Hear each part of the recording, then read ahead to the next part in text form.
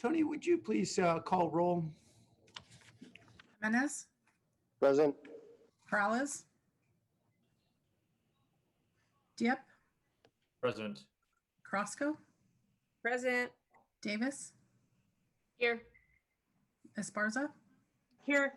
Arenas, Here. Foley, Here. Camus, Here. Jones, Present. Locardo. Present. There's a quorum.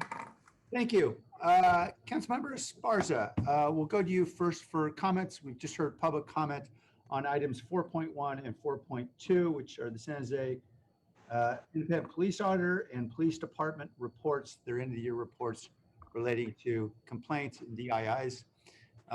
Welcome, Councilmember Esparza. Thank you, Mayor. I had some questions first for Siobhan. Siobhan, in terms of feedback, the report was great. I liked the split, having the charts and things like that in the beginning, but equally, I appreciated all the appendices so that we could get in there and delve into the details. So just to give you some feedback on that. I had a question, if you could speak more to the FTO program recommendation. For example, what was your thinking on that? I know in the memo, you talked about discussions have taken place with sergeants and officers assigned to the FTO program, and how the FTO program could be designed to de-escalate. Can you talk a little bit more about that, please?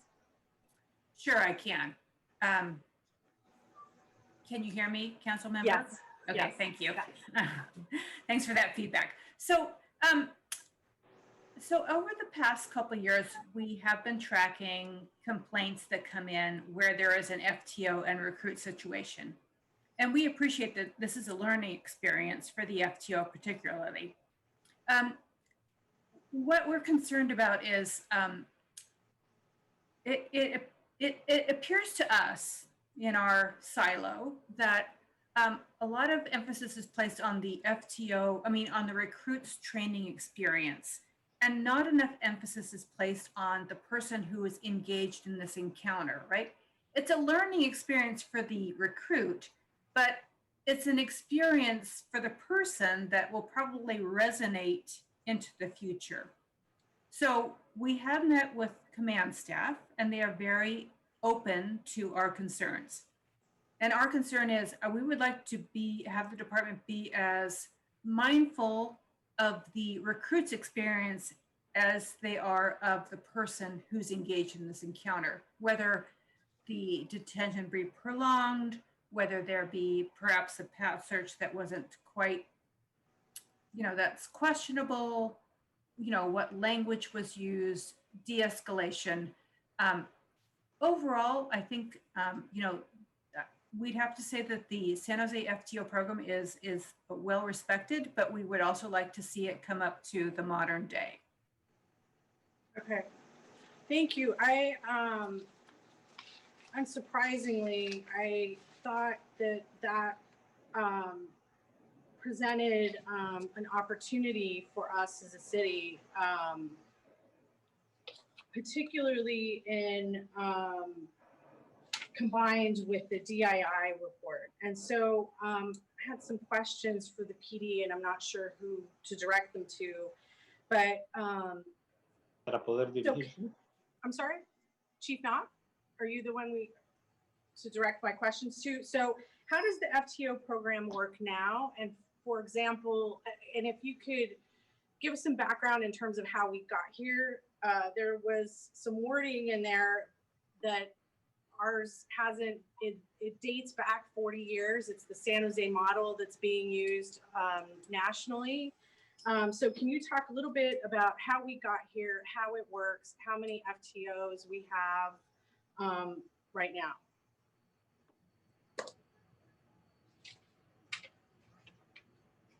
Thank you, council member, for the question. And I'll start off, and then I'm sure Dave Tyndall will jump in here real quick. But just to kind of give you a baseline, in the early 70s, the department way before I got here. The department felt that there was a need for a training program for new recruits. There was a mass hirings going on, and they wanted some consistent training and evaluation for new officers who were hitting the street. This was kind of the trend back then also, and the police department was the first in the nation to create this field training program. And since that time, in the last 40 years, it's become the model program for many police agencies, not only throughout California and the nation, but internationally. Over the years, there's been other models that have popped up, but those models have kind of faded away to continue in the favor of the San Jose model. One of the things I'd like just to briefly touch on is that although it is 40 years old, it is continuously updated. It's not a 40-year-old vehicle that needs to be replaced. It's evaluated, it's certified by POST, Police Officer Standards and Training. All the information that is taught by the field training officers to the recruits is certified by POST. From the command officer all the way down through the sergeants and field training officers all have to be certified by POST as field training officers. And once they're certified, they have to be recertified every 2 years to keep that certification to continue to train recruits. So a lot of the material that is in the field training program itself is required by POST. And then on top of that, there's San Jose specific items that we also cover. Dave, do you want to add anything else?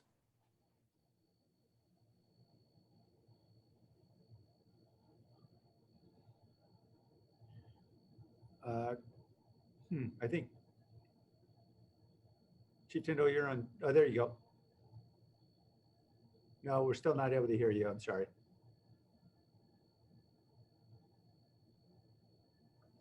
No, you're still muted. No, we're not able to hear you yet, Dave. I mean, I'm not really sure what else he was going to cover, but I mean, that's it in a nutshell. I mean, it is a premier unit to train our recruits. However, we realize what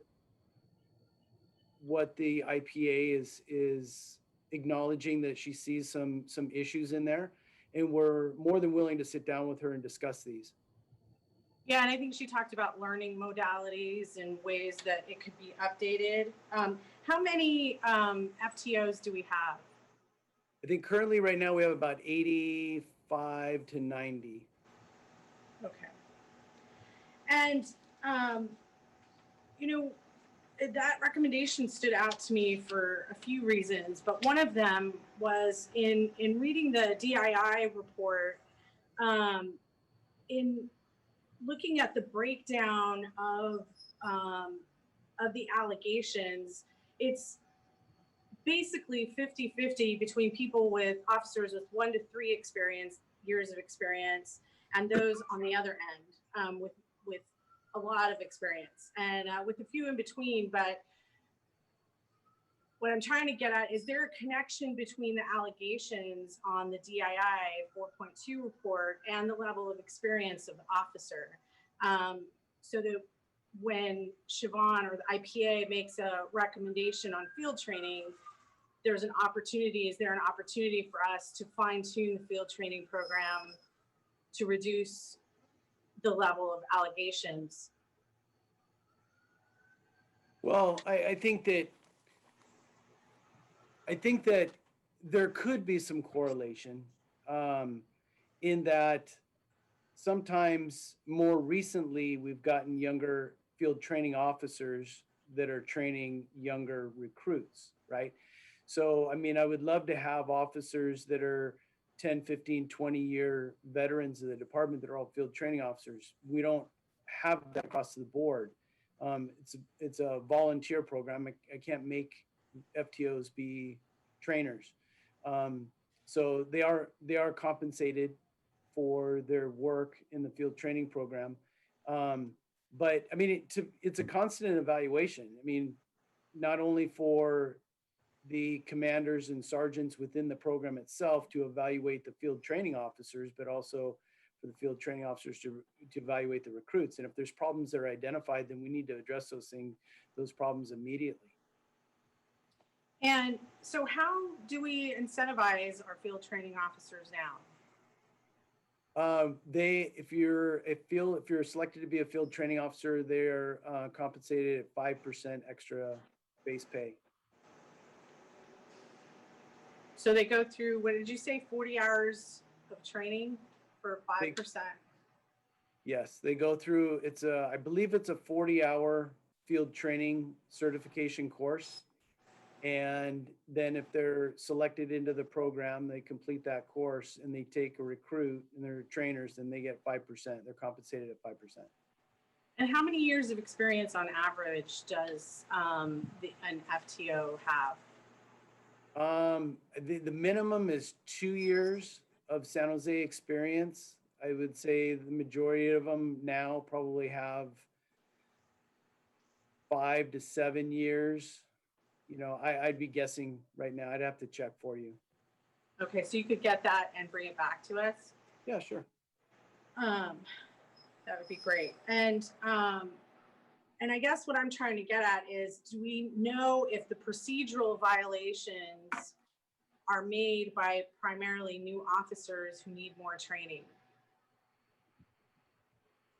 I don't know. The two incidents that I saw in there were where a recruit officer, kind of the field training officer, allowed the recruit officer a little more rope to do the investigation, and probably could have reined the recruit in a little bit earlier. It's a training scenario. It's not planned out. It's live on the street. So you have to kind of be able to evaluate a recruit's performance on day-to-day activities. And, sometimes things get out of hand, and the recruit can't always, the FTO can't always know that that's going to happen. We do try to learn from those things. The field training program will utilize our body-worn cameras to review incidents or review training deficiencies with the recruit. And they also evaluate the FTO's performance also in that training scenario. Okay, but we haven't made that connection between the number of procedural allegations in the DII report, right, that are listed in the report. We haven't made that connection between the allegations and the years of experience. That's the point I'm trying to get at. So No, has the department made that connection at all? I don't know how many procedural allegations in the DII report or the IPA's report are involved with FTOs or their recruits. No, but the point I'm trying to get at is the majority of the allegations are made by officers with 1 to 3 years of experience, correct? Right? I think are the number of allegations, or you're talking against the FTOs? So Chief, if I can jump in here. Yeah, Oh, there you thank go. you. So I got my microphone working. Okay. Councilmember Esparza, thank you for the question. Chief of Police, Acting Assistant Chief of Police, Dave Tyndall. So in regards to the question, so we know that a lot of our younger officers, the procedural violations that we get, those DIIs can actually be things like traffic collisions, minor fender benders, things that, not putting on their body-worn cameras, all things that when they're younger and a little less experienced, doesn't become second nature to them as they're still working their way through a tenured police officer.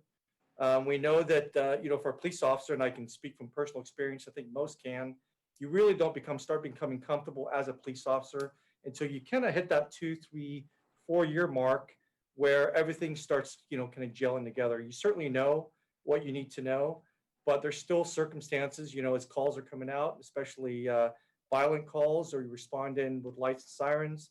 There's certainly instances, and I would say a lot of the minor transgressions when we're talking about DIIs are in fact traffic collisions. Just being BFO deputy chief, I would sign off a lot of those. And those are department initiated complaints that we look at we can deal with internally. And those will either get, a DOC or an LOR. Okay, thank you. Yeah, I was trying to get at is the majority of DIIs conducted were involving officers that had 1 to 3 years of experience or 21 to 30 years of experience. And the report doesn't detail which allegation was associated with the level of experience. So in kind of seeing that in the DII report and then seeing the recommendation from the IPA giving suggestions about the FTO program, it suggests that with 50% of our force having 1 to 3 years of experience, I mean, we would expect to have higher numbers of new officers, right, have procedural allegations that it seems like there's an opportunity to improve our field training program. That's the point I was trying to get at. I would agree with that, council member, and we certainly work with the IPA on looking at those and identifying places we could make modifications. Thank you. And then I had another question. On that. I'm sorry? If I can add something on that, council member. What we do find with our younger officers is they're going to get certain procedural violations that are along the lines of activity, okay, proactive policing, where we're gonna have some search and seizure procedurals, some towing of vehicle procedurals. The type of police work that our younger officers are constantly doing day in, day out. They're in the training program. These are the type of situations that come up. Whereas what we find with our more senior officers, their procedures will be more along the lines of policy of, submission of a police report, maybe forgetting to write a supplemental or activating their camera. So our younger officers is more centered around activity of police work, arrest and detention. And just going back on the FTO program is every FTO has to go back to training every 3 years. So they're constantly being updated on the new policies and procedures that come out regarding all FTO programs in the state of California. Okay, thank you. That was really interesting. Thank you. And I had one more question, which is, are the suspensions related to sustained allegations, are those paid or unpaid? All suspensions are unpaid. Okay, thank you. That's it for me, Mayor. Thank you. Thank you. Councilmember Arenas?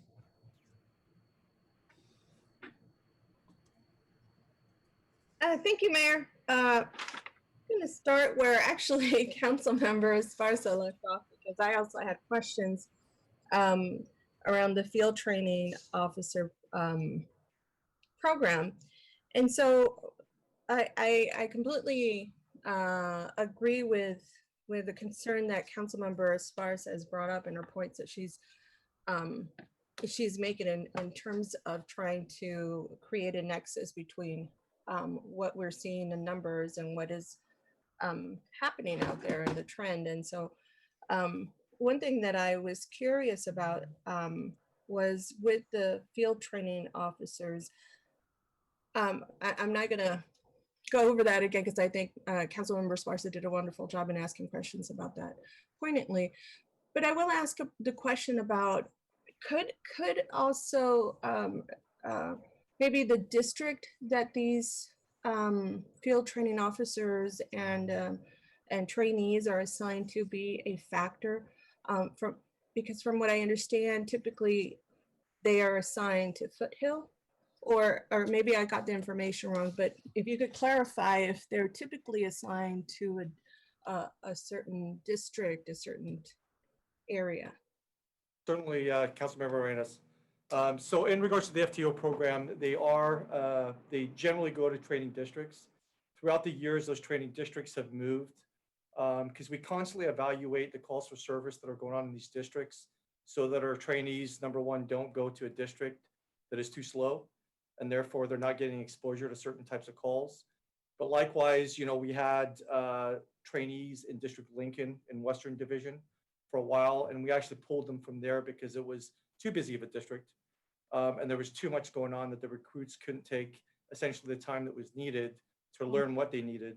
And that's when we moved it over to back to the east side. So it's kind of one of those things that we constantly evaluate based on what the district and division is and what essentially our recruits and our FTO program can get the best type of implementation as far as exposure. Mm-hmm. Yeah, it would be interesting to find out what is a best practice out there. If maybe a happy medium, the Goldilocks, not too hot, not too cold, but right in the middle, or a combination of both. I think. Obviously, I'm not a police officer. I don't know what it is to be a trainee, but I would think that you would want to see more incidents so that you could experience them. But at the same time, I think, you will find if you look, right? And if it happens to be in a district or in a neighborhood that has a lot of people of color, then typically that's who will be targeted. And so I like to see a balance in terms of those districts, just like how you explained, and between going back to a district that was too busy, a district that was too slow. So I don't know what the Goldilocks is here, but hopefully a little bit of both would be maybe that happy medium. Siobhan, were you going to say something? Or am I So reading- I think, if I could chime in, I think in the past they had restricted FTO and recruits to a limited number of shifts. And I think we then saw more issues, but I think in more recent years, they have expanded in order to recruit more seasoned FTOs. That they expanded the program so an FTO who worked on any shift could have a recruit. And I think that was very beneficial. So I don't know if Chief Knopf could confirm that, because that's my understanding. I can speak to that, Siobhan. So that is correct. I mean, again, it's part of when we talk about the FTO program and the fact that it's always changing, and the fact that we're always assessing the FTO program itself and what is best for the recruits in the police department in the city as far as exposure. We have certainly done that before. And I mean, we may have training districts and we may have specific shifts, but there's times where either because of staffing levels with FTOs, especially when we were running academies that were overlapping, that we would expand the program out to different parts of the city and different shifts. And then likewise, even when the FTOs are working, if there's specific calls that are going on in other parts of the city that the FTO may need to expose a recruit to, they're not necessarily bound by their own district or division. They will actually go to those other parts of the city and handle those calls also. Perfect. That sounds great. I think it's I think there's a fine balance between having some of those trainees be in districts where you typically expect to have a lot more crime, but if like I said before, if there is more police presence, obviously, we will find more things proactively or not, simply because we're more present in that area. And so I hope that doesn't factor in, but that there's a good balance between both. And I think, this is, I'm sure, a very high pressured experience for trainees. And so maybe taking it slow in the beginning isn't such a bad thing, right? And slowly getting into the swing of things and adhering to some of the process, I think it's worth the time spent, even if we extend it a little bit longer. And so it leads me to my next question. Has this training program ever been longer? I think right now it's at 16 weeks, correct?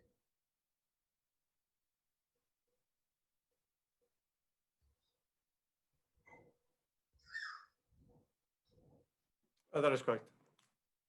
And has it ever been considered to have a longer term of an FTO program? I think we certainly have, and we've continually we've added weeks in the academy, the police academy. There's a fine balance between the weeks in FTO and the police academy. We added more weeks to the police academy, and then have continued to kind of weigh it out as far as the FTO program on what is more beneficial to the recruit, what is too long, what is too short. A lot of times in the FTO program, just so you know, after those weeks in the in the FTO program, we generally graduate or to solo beat officer status about half. About half are generally held back in for either remediation on topics or more exposure to certain things. So while we say the program could be X amount of weeks long, that doesn't mean to say we're held to that. And a lot of times we actually will hold recruits a little bit longer just to make sure that we feel a little more comfortable with what we're signing off on as far as a solo beat officer. Sure. Okay. That's fair. Thank you for answering that. And, I'll ask on the, and I'll jump around to also, what is it, 4.2 a bit and talk about the non-sworn officers. And it sounds like they have a bit of a higher or a consistent trend of discrimination and harassment allegations as opposed to sworn officers. And so, it just begs the question, is there a training component that we could offer non-sworn officers to address that?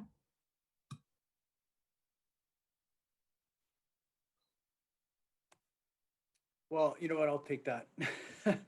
I think in the cases that I've seen, we can always obviously do better. And I guess there are some things that we can look at. Ultimately, in the cases I've seen, it really comes down to the things you say to other people and the way you treat a supervisor or a peer. We get a lot of that training now through, OER puts training out, annual trainings we have to go through. The department has trainings that are sworn and non-sworn go through. And I think that a lot of times people just need to think before they open their mouth, to be honest with you. I say that to my husband all the time. Words to live by, right? I'm sure he would say the same of me. I'm sure he would. Words to live by, Chief.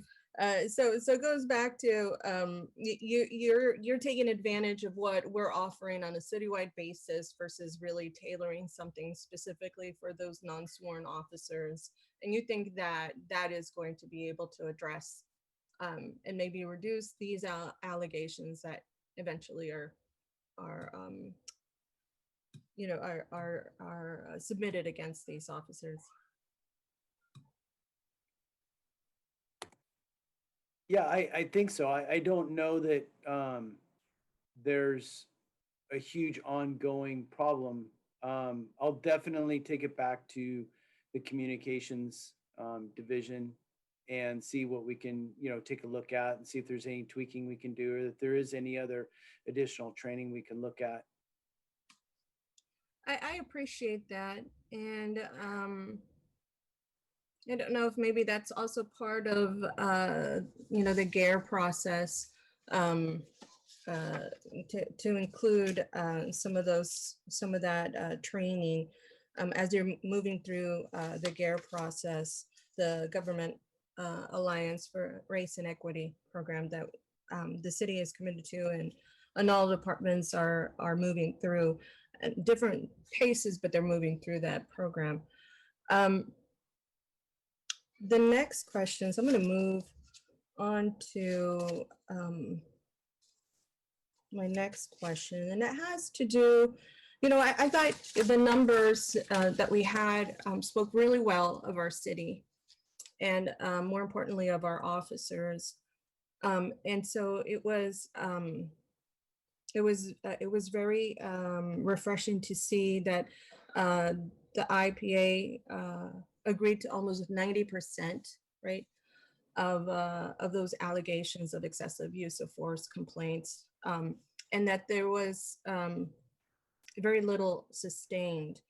And so that is part of my question is, the zero allegations of excessive use of force were sustained. And I know that we are all human beings and we are meant to be flawed for sure. as we can see also through the field training component, that's why we have this training, right? To improve that process. So is there I'm not sure how we fare maybe with other cities in terms of finding zero allegations that were sustained. And Siobhan, it looks like you want to answer. So council member, your staff person sent me an email query about sustained complaints, and that was more targeted to bias-based policing.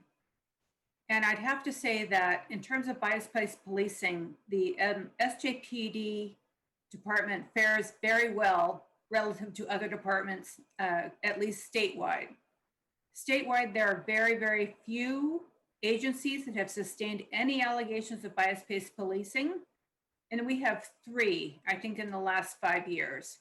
So bias-based policing is very hard to prove. It basically looks to the intent of the officer, and that's a very tricky and problematic inquiry to sustain, or to to have a very cohesive base of evidence to support a sustained finding. So I'd commend the department. They are pretty much on the forefront of sustained findings on bias-based policing. I have not looked at a comparison with force allegations, so I'm not really equipped to say how they compare. We have, in terms of citizen-initiated complaints, I think every 3 years or so we have a sustained complaint. I think, and perhaps Chief Knopf can speak on this, I think we had more allegations of force either alleged or sustained this year with department initiated, which is a change from past years. Chief, do you have that information?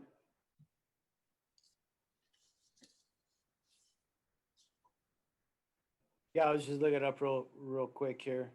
So force allegations for DIIs, we had actually 1 sustained in 2019, and we've had 6 sustained over the last 5 years. And these were specifically related to, can you say that again, Chief? Their use of force allegations The use of for force. department initiated investigations. So these are investigations that were looked at through the use of force process that we have in place. Mhm. And we felt that the force needed to be looked at a little bit further through a department initiated investigation. Mhm. And so we had 1 in 2019, and we've had 6 now. In the last 5 years, I think you said? Yes. So council member, another thing to keep in mind is that the department has now put in place a duty to intervene, which means in certain circumstances, an officer needs to report to his supervisor about use of force that he or she witnesses. And then in certain situations, a duty to actually physically stop a fellow officer from using force. So it will be interesting to see how perhaps in the future, the DII allegations will reflect this new duty manual policy. Mm-hmm. Understood. Well, let me go back to, I know I'm hopping back and forth from the 4.1 and 4.2, but in 4.1, and this is Chief Garcia's response to the IPA. On the second page, it has the IPA either agreed or I think it's a typo, either agreed or agreed.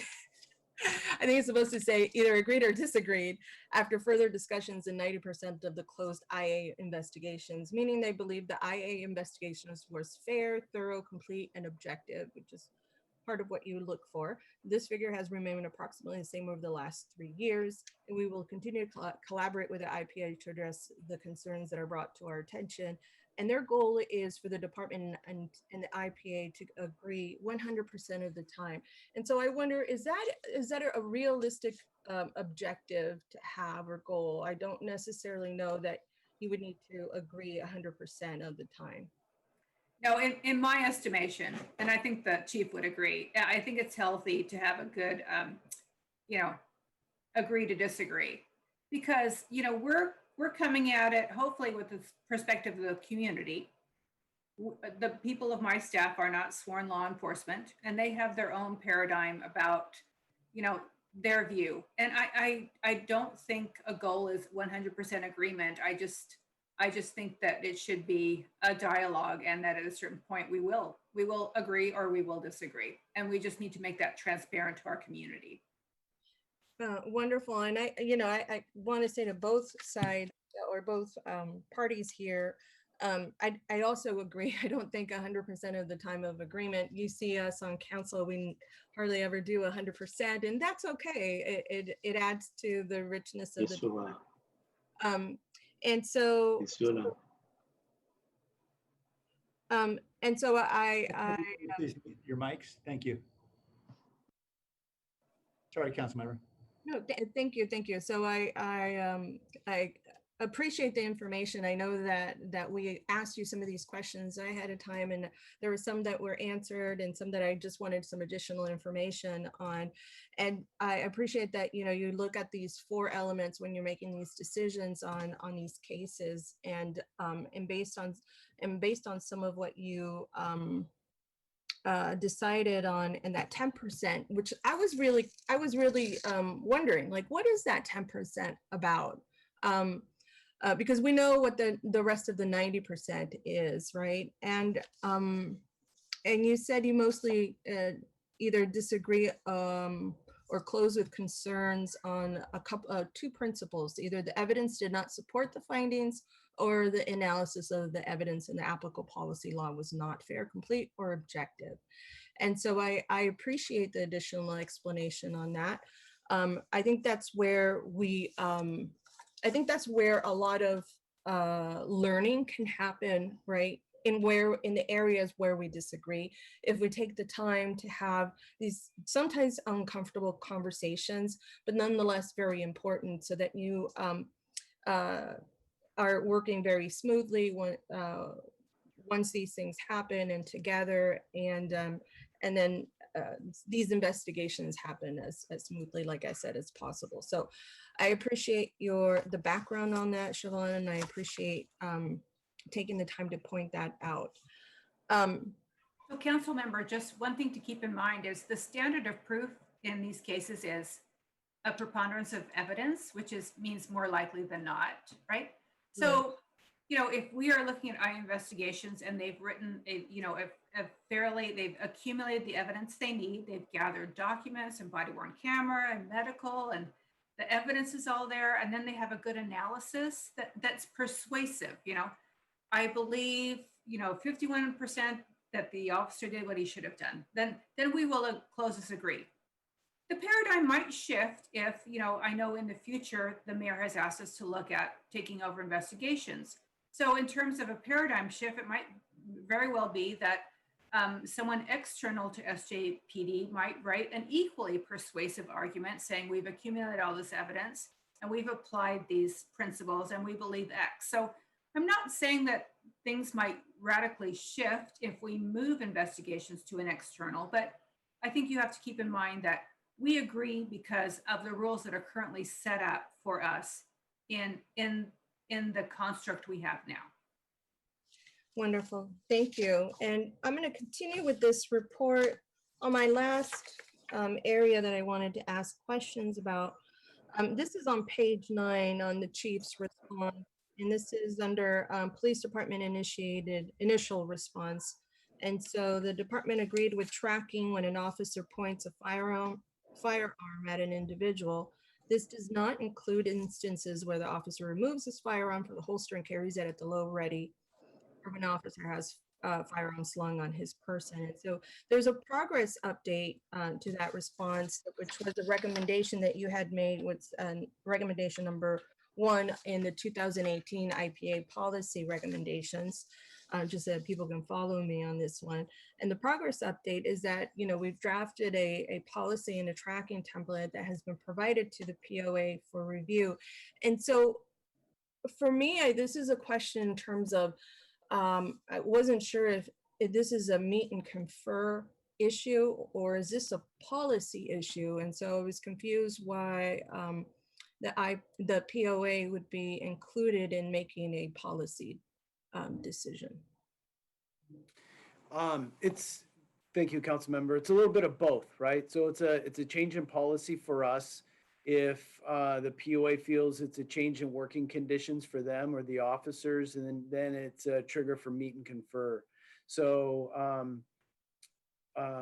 once we draft the policy and in our intent, we have conversations with the POA along the way, and then we send that policy to the Office of Employee Relations, who then reviews the policy and along with the city attorney's office. And at that point, they reach out to the POA. The POA had requested a meet and confer on this topic. So that's why we went to the meet and confer. This policy should be done. I expect to be done by the end of the week. Oh, okay. So how long has it been in, I guess, over in the POA side of things?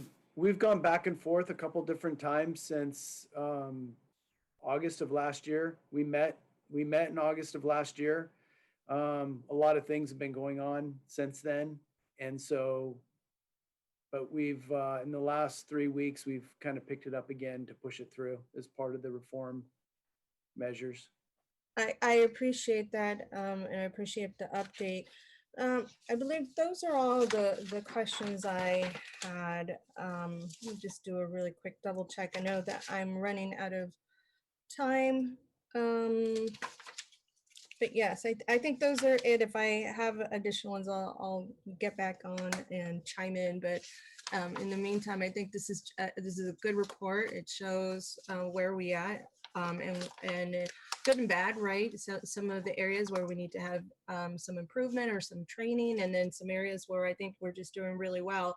And it shows because we're safe. Generally speaking, we're a very safe city for the size a population that we have. And so I just want to thank both the police department and IPA for your report and for your support for our community and being able to hear some of what we have to say and being very open to it. I know sometimes it's hard to hear some of this response and to have a whole report on your department and it be an item on our agenda. And so there's some vulnerability there, but nonetheless, it's done, I think, with good intentions and with our community and our police officers in mind. So I want to just thank you for that.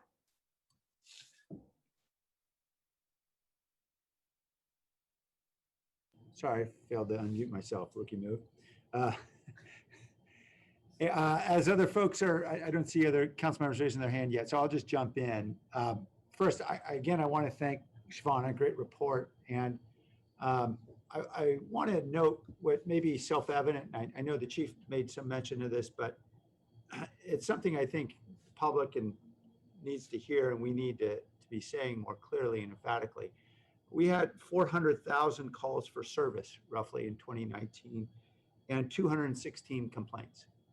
That is an extremely small fraction of 1%. And I know there is much to improve in every police department in this country. There's much work that we all have to do. But I think it is worth reflecting on what at least the numbers tell us about what the public is saying about how they are treated. The allegations of bias comprise only 7% of those 216 complaints. The use of force complaints, as the chief mentioned, as you can see on pages 21 and 23 of the IPA's report, the use of force complaints have been declining. Most of the uses of force complained about did not result in injury. Yes, we've got problems like every police department. Yes, we've got big challenges. Yes, there's going to be more reforms, but we've had in 2019 4 officer-involved shooting events. I don't know another large city in the country. Obviously, 4, we'd all say we wish we had 0. But I'd venture to guess if you took the 30 or 40 biggest cities in the country, any of them would be thrilled to say they had only 4. This is a big city and it's complex and there are a lot of challenges out there. So I think it's important for us to at least be able to see that context.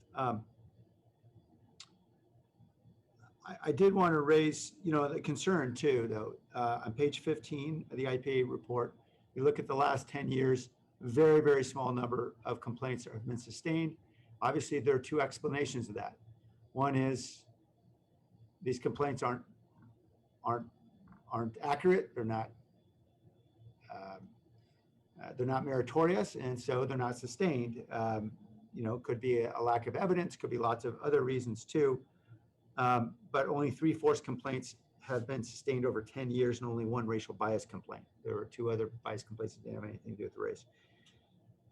So that explains sort of my concern about this issue generally, about how the cases are investigated, because even if they're investigated perfectly, it's very, very difficult for the public to look at those numbers and say, oh, okay, sure.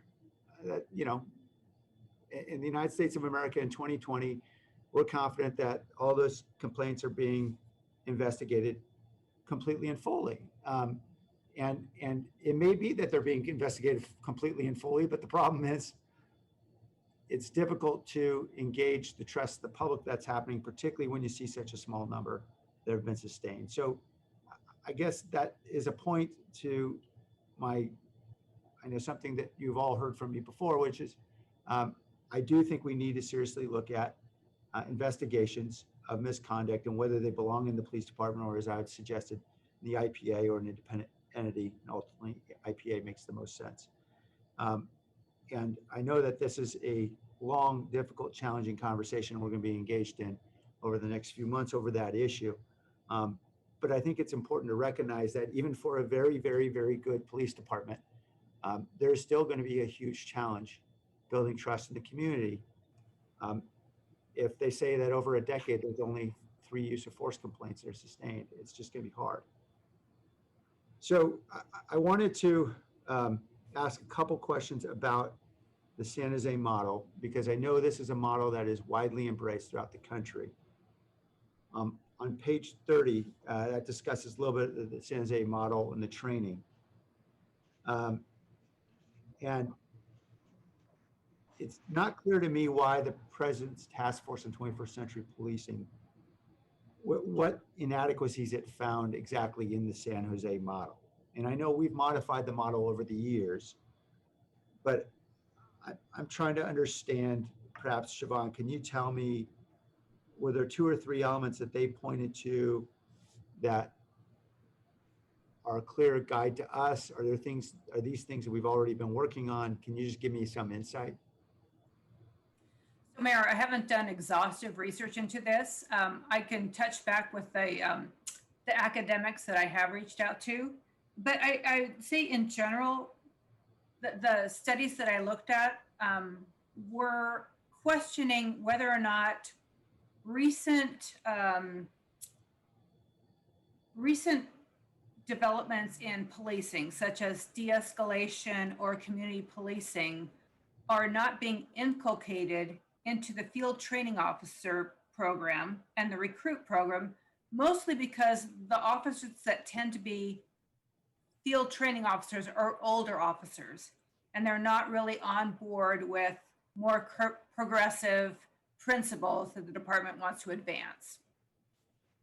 That's one of my understandings of this sentence. And again, I can probably get back to you with more information, but in terms of being progressive, the general understanding that I got was that field training officers programs tend to be more, old school, and I'll use the term old boy, and generally move that culture forward versus the new emerging culture of let's be inclusive, let's de-escalate, let's be progressive. Okay. Chief, or anybody on your team want to respond to, obviously, we're only given a small snippet of a quote, and I'm trying to unpack it. Do you have any insights of what you think that task force was concerned about? Well, first of all, I'll just start off by saying that the President's Task Force on 21st Century Policing was put out in 2015. Right. This department has done a tremendous amount of work in the area of community policing in the name of community, amended policies, implemented fair and impartial policing, procedural justice, de-escalation. And I think, and no disrespect to Siobhan, we will continue to sit down and have tough conversations, but I think it's unfair to say that it's an old boys school type of program that, because the majority of our FTOs are not, 25-year veterans that are teaching our recruits. They are the new generation of officers that we have been hiring for the last 5 or 6 years. They are more technically sound. They're more technically savvy than I was. And this department has been it's been the philosophy of this department for the last 30 years for community policing. So ever since I got here, I've been here 28 and a half years. So that is clearly integrated into problem solving within the program. All of these things are part of our FTO program because they're part of the fabric that we are as a department. Everybody learns these things. So a fair point. And Chief, I should also mention, I have probably heard a couple dozen times Chief Garcia make some reference to implementing 21st century policing principles from that task force. So I know that's been a focus of the department for several years. And I appreciate that. I'm just hoping to try to unpack sort of what have we changed, what's left, between whatever they set as the bar and whatever we've got. And I'm just, if at some point you guys go back to this and say, look, we've checked all those boxes, I get it. Just be helpful to know what the gap is. Yeah, and I'll just add, just lastly, I mean, we're always looking to improve our program, always. I think that when this was written in 2015, if you read the actual report, you'll see that Judge Cordell and Barbara Attard both wrote in written responses to that report. Nobody ever reached out to us. They named us as being the model for field training programs and alluded that we were deficient, that our model was deficient and should be looked at. But again, that was 5 years ago, and a lot has changed since then. Our model has evolved because of the staffing issues that we did have to do satellite FTOs, and now we're reeling it back in to the old model, the old way we used to deploy. So we're always evolving. If I could, Mayor, I think I just want to acknowledge your point, Mayor, which is, I think what you're asking specifically, how does it match up and how does it not? Even if our program has evolved, I think you're asking specifically, how does it match up and how does it not? So I think that's a fair question that we need to answer, especially as we go through the process of evaluating the FTO program and doing the work that we're about to do. So fair point. Okay, well, I know this. Can I also add in there, because we do actually have that on our work plan, Mayor, Yeah. And so it's a specific item that we need to see where, if there's any further protocols that need to be amended, that make sure we're aligned to those best practices. So we definitely will be doing that. Siobhan and I have had conversations about that with the chief, because they have done a lot of work, but we want to see, is there anything that's got a gap there that we need to relook at? Great, thank you. There's some reference to some 2019 recommendations that we approved previously, and I know several of those have been implemented, several are in progress, and I just want to ask Chief a little bit about the status. On page 9 of your response memo is reference to the issue about reporting the pointing of a gun as a use of force. And I know there was a difference of opinion about whether or not that should be categorized, but at this point I understand you're implementing the recommendation now to report incidents in which a gun is pointed at an individual. Can you tell me how is that going to get reported? Is that going to be on the use of force dashboard? Is that going to be on the website? What does that look like? Yeah, so we'll collect it through a template, and then the plan is to integrate that into our use of force dashboard. Okay, great. And that would be sometime in the next few months? Yeah, we are ready to go. So as soon as we get this signed off and get the okay, then we'll start the training and implement that that template and start collecting the data. Okay, thank you. And then the second was the early warning system recommendation from last year. Could you give a sense about the progress on that? Apparently it requires some software. Yes, so Stan can talk a little bit more to it very briefly, but essentially we are working with the vendor now to pull in all the databases that we want to look at to give us the triggers for an early warning system. And so we're going to be, it'll probably be about 6 months before that is online, but we'll be testing it out between now and then and make sure we have all the protocols in place. Okay, great. Yes, Yeah. Mary, absolutely. We have locked in a vendor for the next 18 months. The first 6 months, we'll be focusing on the data collection from the software. We're going to weave in every department system we have as far as our use of force templates, our e-resource, our PeopleSoft, all of the networks that it can help identify some early warning indicators for our sworn staff.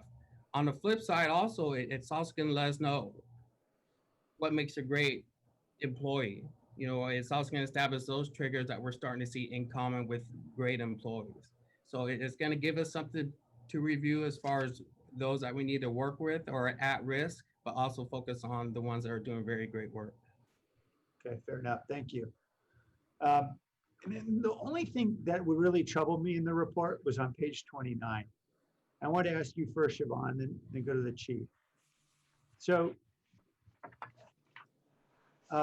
there's body-worn camera evidence that's cited of 2 encounters in the FTA program where, I'm quoting here, the FTO, quote, signaled to recruits to issue citations because the detainee might complain.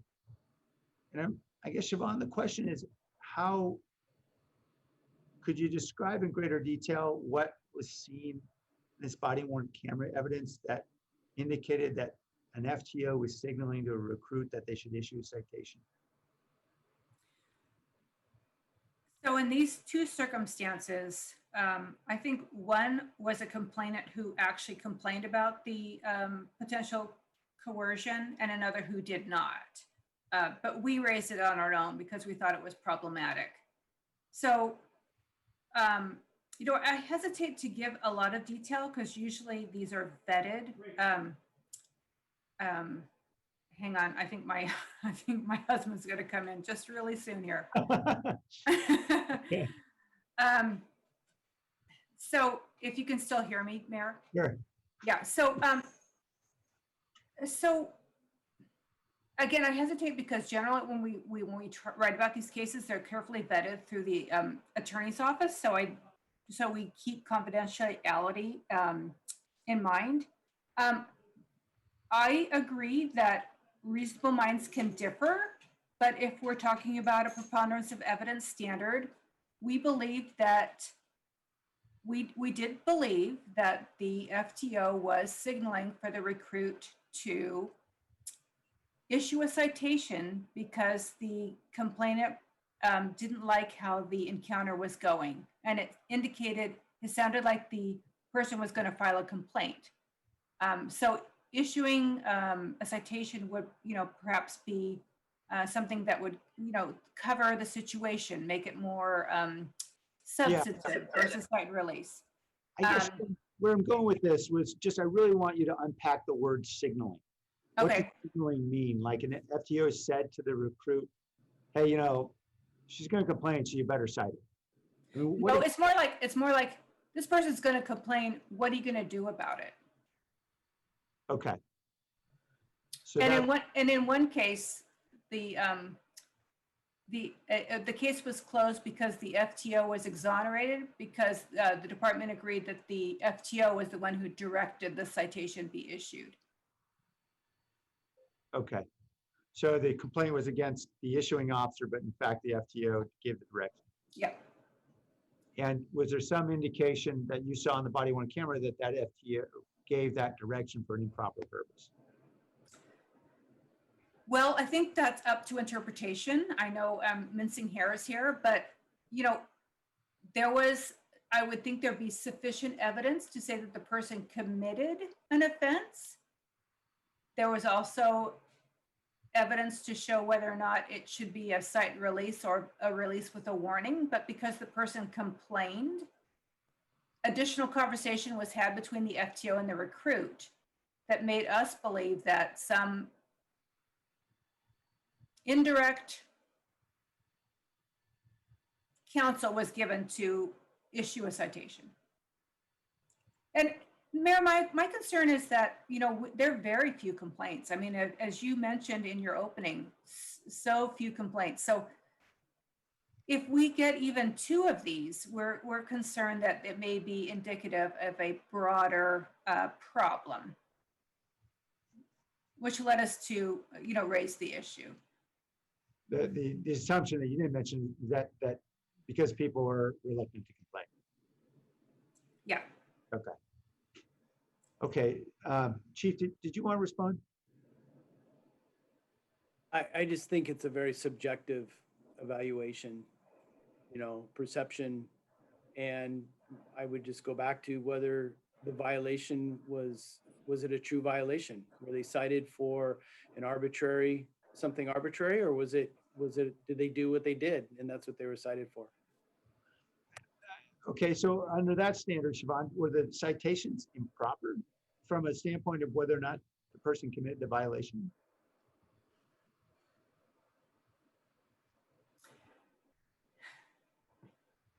Let me turn on my camera again. Yeah, and I'm sorry to be digging so deep. It's just that this was like the one thing that sort of stopped me in my reading. Like, gee, this seems really troubling, and I'm just trying to understand how concerned I should be. Okay.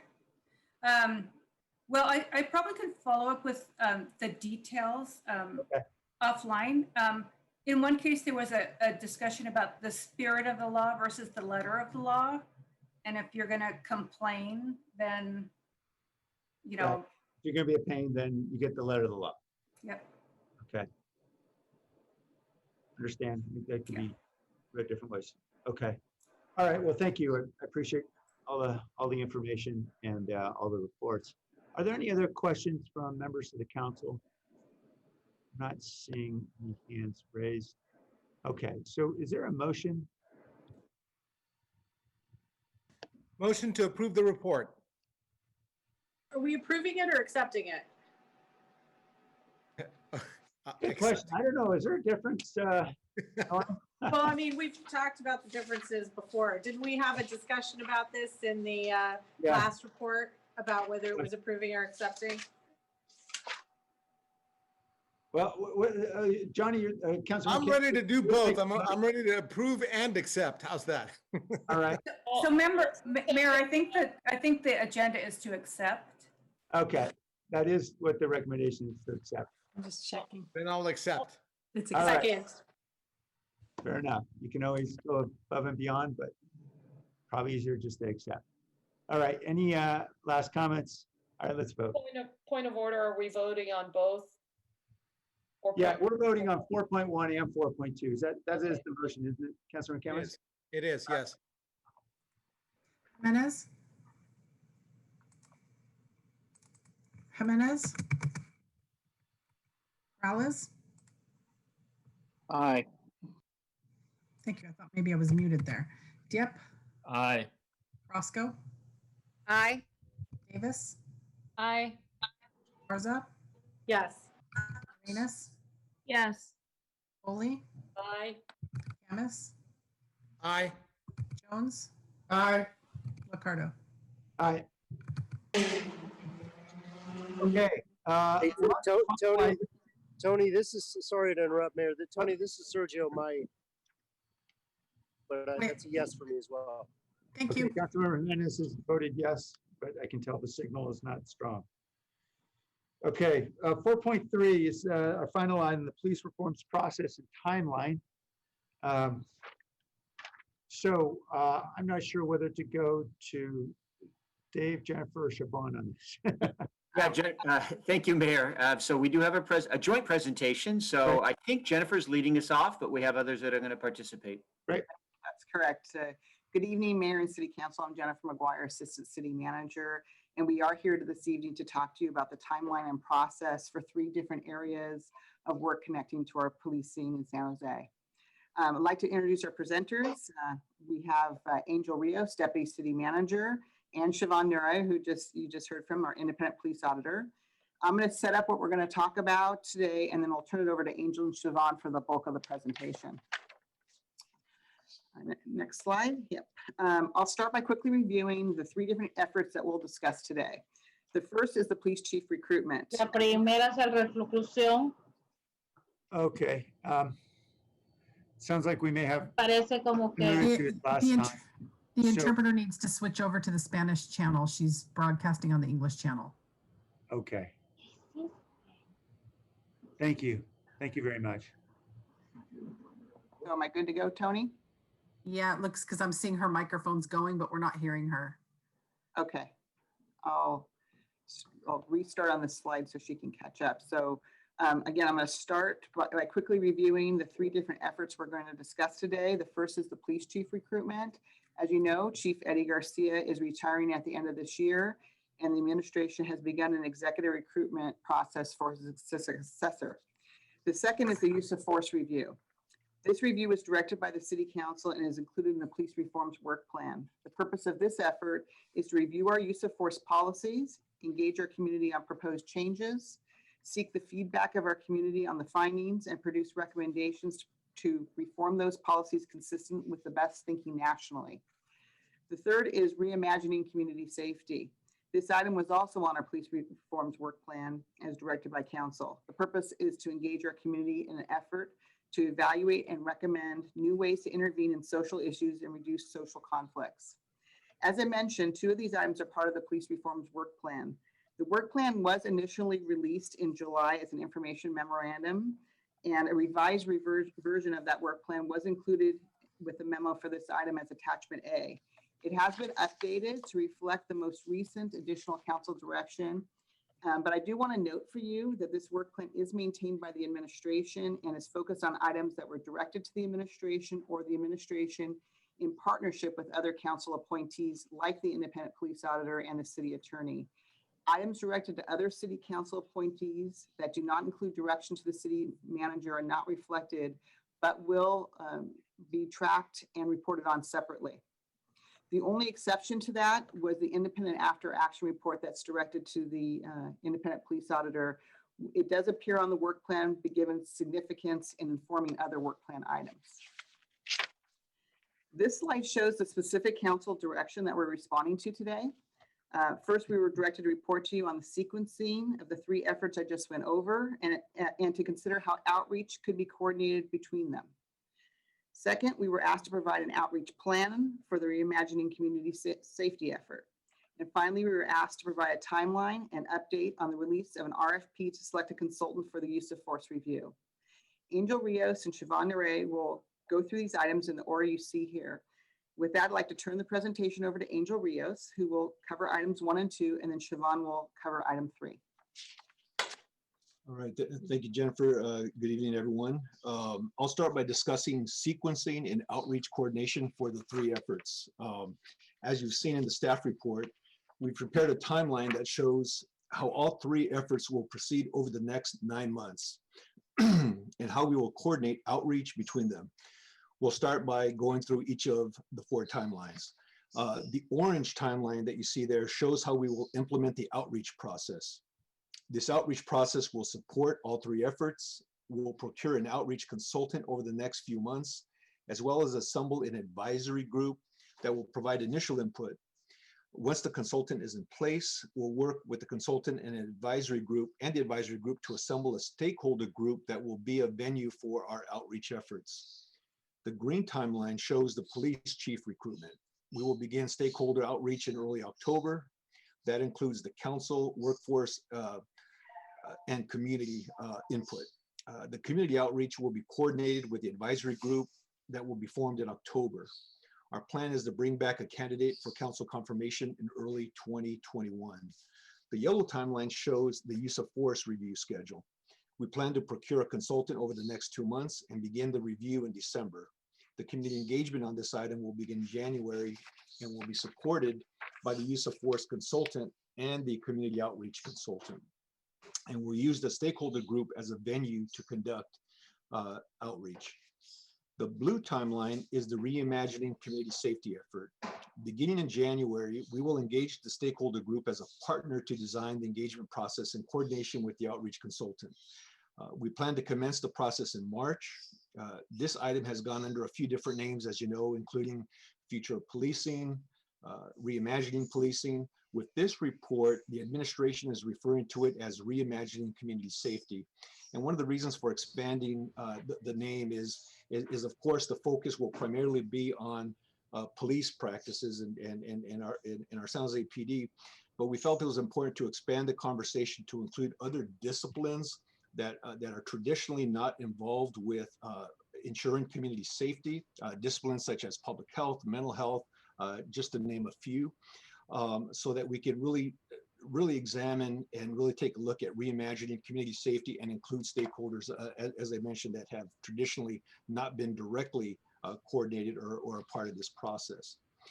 There are two important things we also want to note here. The first is, as you can see on the bottom blue bar, the administration will return to the City Council with individual reform recommendations as they are ready, instead of waiting to bring all of them at the end of the work. So as we start knocking out kind of low-hanging fruit outcomes and accomplishments, we want to bring those in real time as opposed to waiting till the very end. This approach will allow reforms to be brought forward more speedily, and it will also allow us to better sequence and prioritize the work. The work shown here, along with the rest of the police reform work plan, is a significant undertaking. I mean, this is a huge body of work. So we will prioritize it based on council direction, feedback from the community through the outreach process, and the administration's management of staff assignments. Second, this timeline depends on consultant availability. If we need to significantly deviate from the timeline because of delayed consultant availability or any other reason, we will inform the council through an info memo or council item and provide an updated timeline as appropriate. Next, I'll move to the outreach plan. We are proposing to conduct this outreach according to 8 principles, which we'll discuss here briefly. The first principle starts with developing a shared definition of community engagement and explicit identification of goals.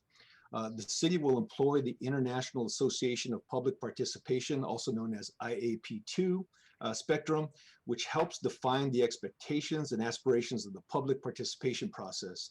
The spectrum shown here includes 5 levels of potential public involvement goals, establishing shared language and clear expectation of roles and responsibilities. Responsibilities will facilitate greater trust between government and community and a more productive outcome. The second principle taps into expertise in inclusive community engagement and meeting facilitation.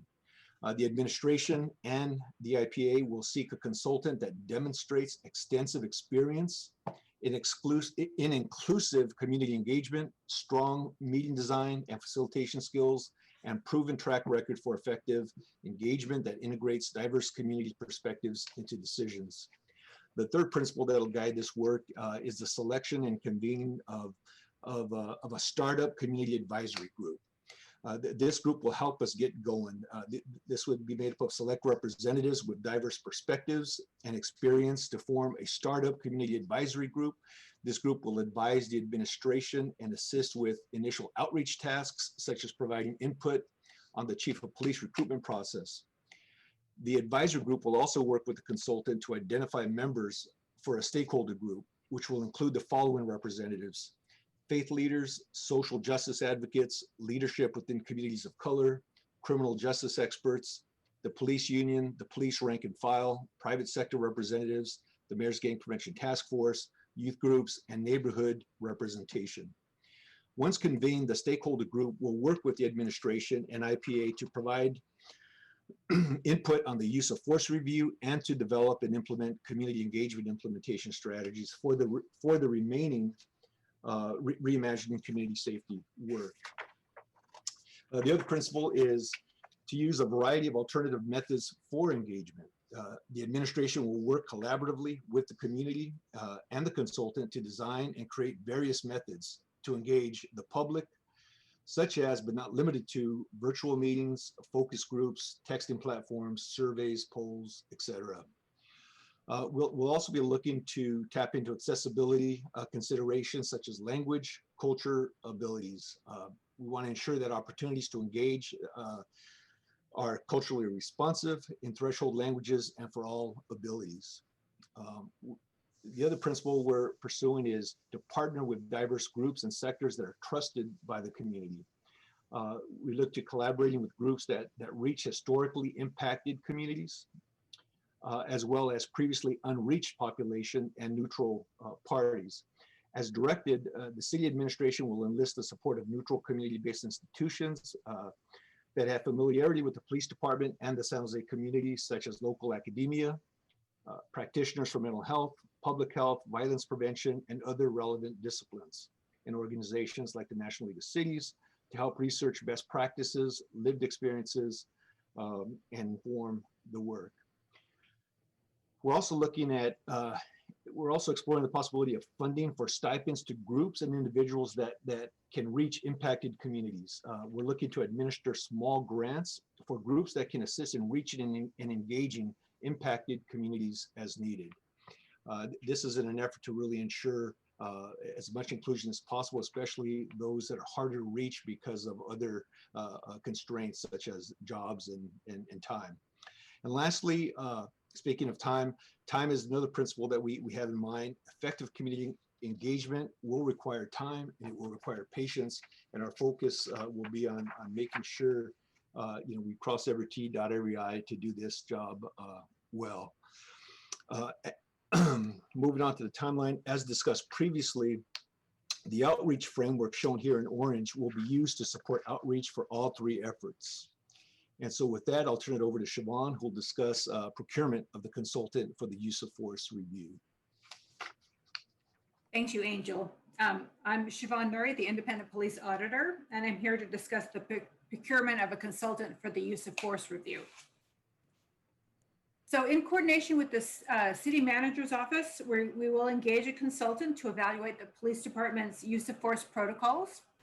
The evaluation will specifically focus on two elements. It's not just use of force, but use of force is the focus. We're looking at a use of force evaluation that will review department policies and protocols relating to the use of force. It will examine department reporting, documentation, supervisory roles, and responsibilities in use of force incidents. Tactics and training will also be assessed. That's the first element. But the second element that Council wanted us to look at was moving more to 21st century policing principles. So that we will have our consultant also assess the department's policies and protocols against the final report of the President's Task Force on 21st Century Policing. This is a 2015 report. It has a lot of recommendation and action items.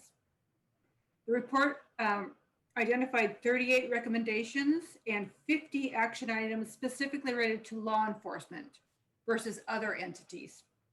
And we will ask the consultant to identify those task force recommendations that have not yet been incorporated into the department and those that need options for recommendations to implement into our local department. So as discussed earlier, the outreach process for the use of force review will be coordinated with the community engagement consultant and the stakeholders group. So again, if we look at the timeline, we're looking at the yellow. Hopefully, our plan is in the next 2 months to finalize the RFP and to engage a use of force consultant that will also have the ability to look at 21st century policing principles and then to move forward in terms of the outline you see here.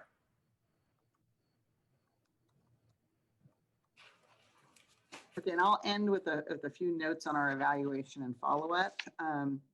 We have, as you know, already begun work and are currently proceeding according to the timelines for the 3 items we've shown you. As noted earlier, though, it's really important to remember that if there is significant deviations from the timeline, we will update you. We won't, and we're concerned mostly about the consultant procurement, but we're going to work fiercely to try to make everything stay on time. we will not also wait till the end of the work to bring forward recommendations. And you've already seen that on some of the earlier reform items like the duty manual, as you just had on the September 15th. We will continue to bring forward the items. We'll bring them forward in a coordinated manner so we can target council dates and bring forward things so we can have robust conversations about them. And that concludes our conversation, our presentation, and we're available to answer any questions that you may have about the process and the timeline. Great. Thank you very much. Thanks for that presentation. We're going to go now to the public. Scott Largent. And just to be clear, Scott, before you jump in, I'm going to announce this is on item 4.3, police reforms process and timeline. Okay, good afternoon, everyone. Scott Largent.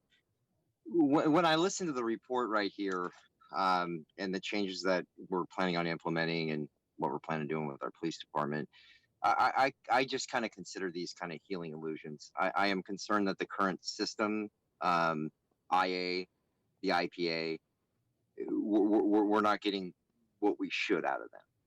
I have yet to see a founded allegation of misconduct. This gets frustrating over time. I just want officers disciplined. It's as simple as that. And it's not just about use of force. It's from like the smallest little things that an officer needs a slap on the hand. They need a timeout. It's not just if they go shoot somebody or damn near beat them to death. It should be all the way around the board. And we're not doing that. I tried to chime in. This is on topic, Sam. I tried to chime in on the previous items. We have a lot of problems with getting the agenda to function properly in the Zoom meeting. The field training officers in the city of San Jose. I had the pleasure of dealing with one a week ago. And the independent police auditor has that complaint right now. The gentleman, the officer that pulled me over, a young kid, very polite, great manners. Same with the other rookie officer that was there. But the field training officer decided to show off. So once I grabbed my mask and I opened up the back of the van to get out of my home, the other officer was super nice and he's like, "Great, put on your mask, everything's fine." But then the field training officer decided to slam me up against the van, start patting me down. I'm not on probation. I'm not on parole. Never have been. How can an officer touch somebody like that right in downtown San Jose? I'm a little concerned about that. I filed that complaint, but it will just get buried and that officer will not get that slap on the hand for what he did. He should not touch the American public. Thank you. Thank you. Paul Soto? Hello, Council. First of all, I'd like to thank you, Councilwoman Carrasco, for that welcome back and that reception. I know that was heartfelt, and I appreciated that. Really, I did. As far as the police, I really appreciate the comprehensive assessment in terms of what exactly needs to be done. What my concern is that is a lot of work that Angel and all the other people that are on the staff have put into this. What's going to happen is Paul Kelly is going to go in that room and he is going to determine the merit, the veracity, the authenticity of everything. I'm tired of Paul Kelly coming into these situations and trying to tell me what reality is. I don't need to be told what happened to Scarlett Marin in the parking lot of McDonald's. This woman was literally kicked in the stomach and dragged on the floor. Domestic violence at its finest. If the cop didn't have a badge, I mean, they would be on that. That was a crime. That was not misconduct. That's another thing, is the wording, the verbiage. Whenever an officer does something, it's misconduct. Whenever a citizen does something, it's a crime. You see, and so this is creating a cognitive dissonance in the minds of the public, in the way that when we're looking at something, we're being told what we're looking at. And Paul Kelly is the one that determines that reality. The citizens of the city are not beholden to a police officers union. That police officers union is beholden to us because the police officers union exists by virtue of the public taxes. But yet we're being treated paternalistically like we're on a need to know basis. And so I think that that right there is the core of the problem, is that the police department is hyper masculinized and it doesn't have the capacity to humbly take a look at its own behavior. Thank you. Thank you. Robert Aguirre.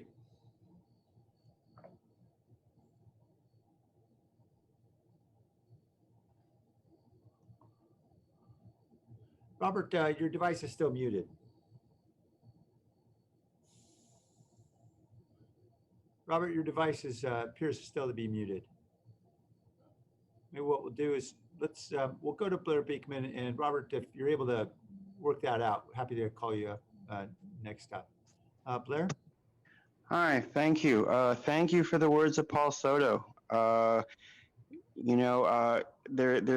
a matter, how to speak into the depth of issues and what needs to be talked about and worked on towards change. And Paul Soto really spoke to that. It hurts, and I hope those lessons can be taken inside at this time. I feel, to follow up with those kind of lessons, Anthony Mata would be a really excellent choice how to consider a future police chief of SJPD. He may not be the final choice, but he certainly should be how to model the choice. About the other item I had concern about was the issue of the 2015 DOJ reports.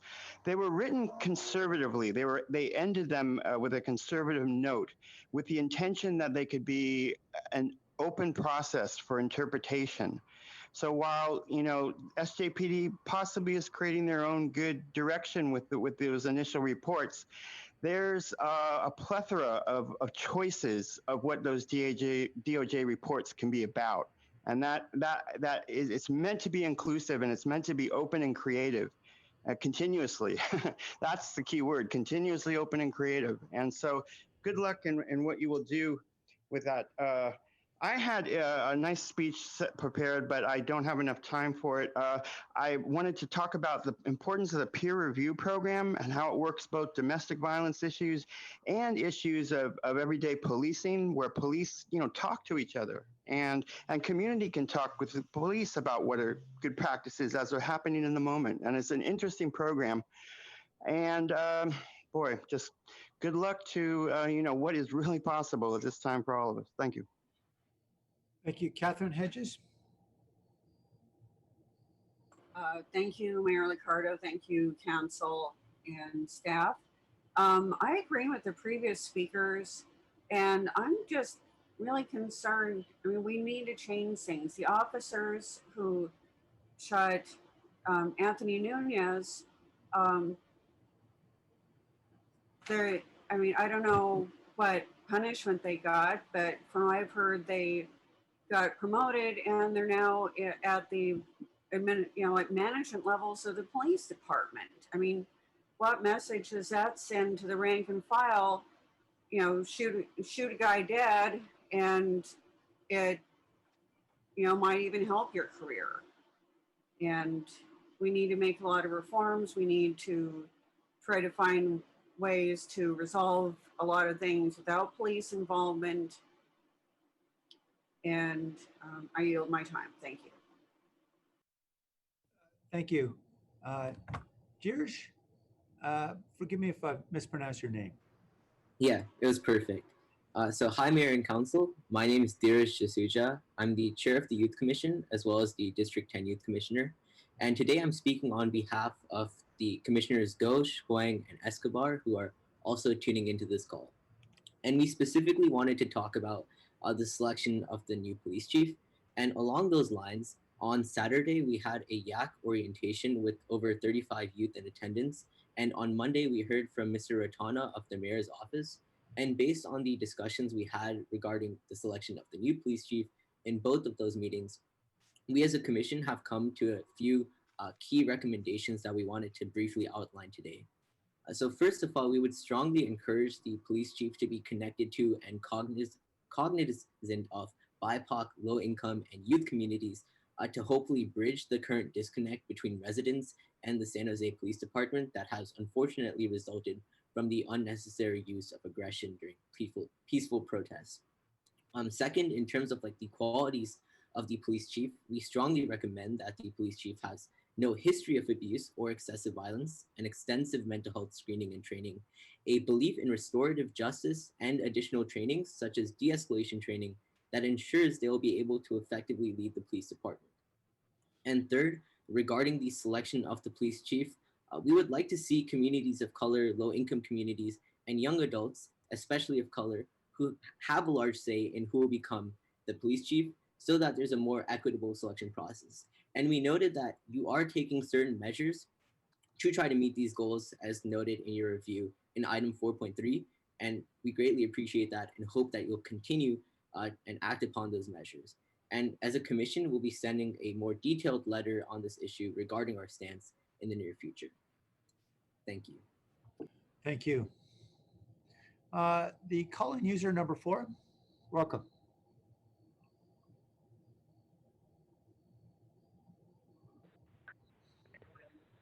Yeah, I'm hearing a lot of hot air about training, more training. It's just eyewash. These guys are really, really good at selling themselves. That they're the guys saving the day and they're going to do better. It's the same thing over and over. They need to actually hire people who know how to talk, how to read, how to write. Ever get a citation from these people? They can't even write. They can't even spell the name right when it's in front of them. They can't even print. A child knows how to print better than these losers at San Jose PD. They should be ashamed of themselves. You know, they don't even know how to speak to people. Where do you get these people? Where do they hire these people? I mean, they definitely, I guess they have to have a high school diploma still, or have they raised it yet? San Jose PD is a bunch of, it's a PR campaign. That's all they do is to protect their salaries so they can have these $1 million retirements and health care for life. As far as I'm concerned, San Jose PD is on glorified welfare. They should be ashamed of themselves. They do a lousy job. They don't respond to calls quickly at all. It could take an hour for somebody to come out. They don't respond to anything. This internal affairs thing is a joke. They need a lot more oversight. They need training.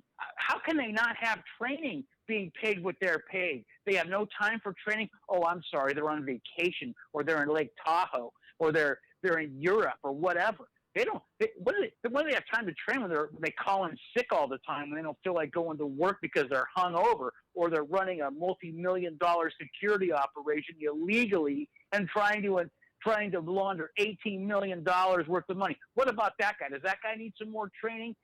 That story died, didn't it? Thank you. Back to the council. Councilmember Esparza. Thank you, Mayor. First off, I actually wanted to thank you, Angel, in your tonight's presentation. Neighborhoods were included in the stakeholder process. The motion that we made in June did include neighborhoods, and thank you for correcting that omission. I think that, as we talk about stakeholders, neighborhoods are critical, and neighborhoods across our city have different experiences, different needs, and have under different types of stress as well. And so these are all realities that we need to make sure are included, and that that we include those diverse perspectives. I have some violence going on in some neighborhoods, as you know. They want more police, not less, right? And so as we reimagine the future of policing and we have a community stakeholder process, my hope is that the facilitator can also delve into what are some of the other investments that some of these neighborhoods would like to see. I think one common thread, kind of no matter who you are, of any of the stakeholders, including the police, is that we as a community are asking them to take on roles that a lot of other professionals should have, whether it's gang prevention folks, whether it's social workers, whether it's additional investment in our youth. You know, these are all part of the equation. To that point, it isn't just police, but we can't ignore that police are part of that equation, and they are needed in neighborhoods like mine in that city. And so I don't want to run away from that, or the fact that we have some very real needs in the community. I'll start with the police chief process. Thank you for that timeline and the overlap. That was really well done. So I understand we have issued an RFP and we've had people respond to the RFPs on the police chief search, and the community process is also ongoing. Can you reassure us that there will definitely be an overlap between Chief Garcia and Acting Chief Knopf and the next police chief? Will we have an overlap, or will we have a gap? Well, that would be the ideal, although I cannot commit that that would actually take place. A lot of it will be incumbent on our ability to secure a recruiter to begin with and to begin this process. I will tell you that we are being really aggressive around the police recruitment, and that's like top priority right now, because it's very important for this timeline to make sense, and leading up to the reimagining police, reimagining community safety conversation. We really want that police chief to be on board and an integral part of that process. So although I can't commit 100% that that's the case, we're going to make every effort to try to make it as seamless as possible in terms of a succession plan. Thank you. And so given that this advisory group will be working to lay the foundation for community engagement, it's important that we have a group that is diverse and represents different perspectives. So my question is, how will the advisory group be selected? How will that process? Yeah, that's a great question. We've actually been doing a lot of research around other similar efforts. As you know, this is an issue that is not only exclusive to San Jose, but it's really a national issue.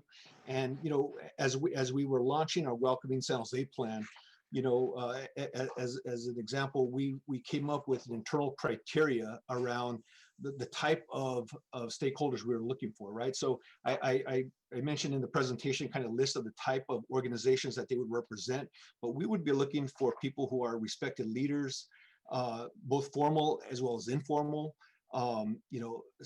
people that are able to, that can demonstrate facilitative leadership, that are objective listeners and contributors, coalition builders, people that have the ability to catalyze and really kind of distill kind of issues, rhetoric, substance from rhetoric, and recommend action, and more than that, kind of recommend solutions, leading to action, I should say. People that have the ability to commit time and effort and energy to this. And so that's some initial criteria that we'll be looking at.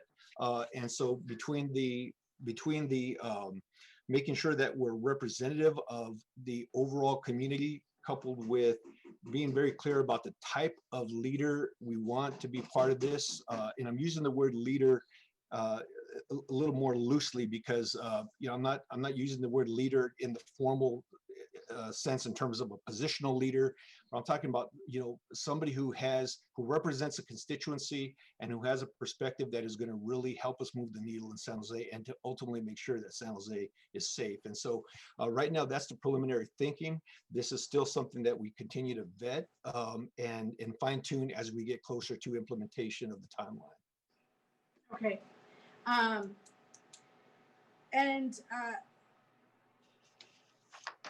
That's it for now. I'll hold on to the balance of my time. Thank you. Thank you. Councilmember Foley.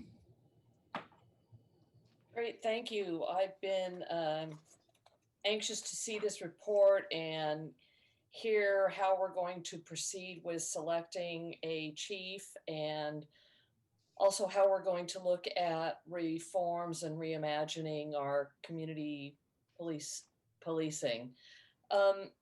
I have some questions for you, and a couple of them piggyback on Councilmember Esparza's. One in particular relates to the advisory group and stakeholders group.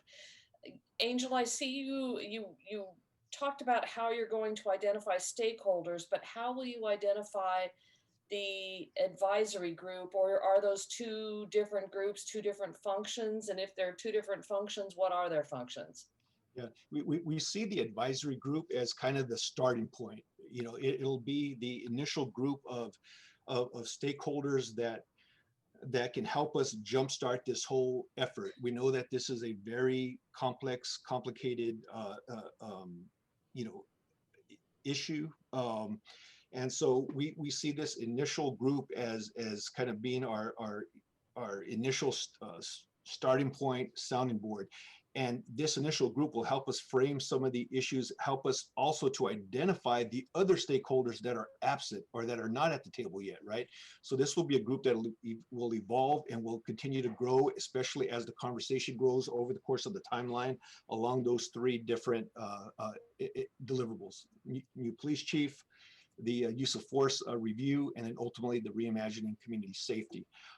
And so that initial community advisory board will help us kick off. And then by the time, you know, when we get to month 4, month 5, month 6, that I'm sure that we're pretty confident that group is going to be a larger group. And part of the challenge and opportunity we're going to have there is how do we convene such a large group as it begins to grow, right? Because, you know, we can also get in a situation where we have kind of a crowd control issue, right? So we're going to have to be very strategic and thoughtful about how we utilize technology and other ways to make sure that we're tapping in to the diversity of stakeholders. We're being as inclusive as possible without becoming so bureaucratic that we get nothing done, right? So we're going to have to find, you know, reconcile it and come up with a good balance between doing those two things.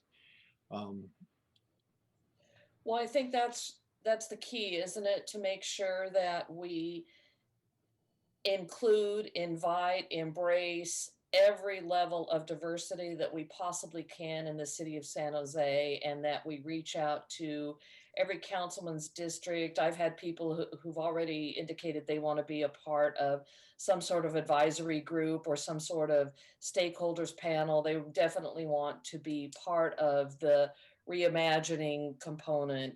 And I just want to bring up a couple of groups that you did not mention as you were going through your list, and that is representatives from the LGBTQ community, individuals with disabilities. That was called out in the IPA's report, so I wanted to make sure we included someone there. Also, neighborhood leaders, not necessarily the head of neighborhood associations, but people who are active in their community, who know the pulse of their community and who know their issues in their community.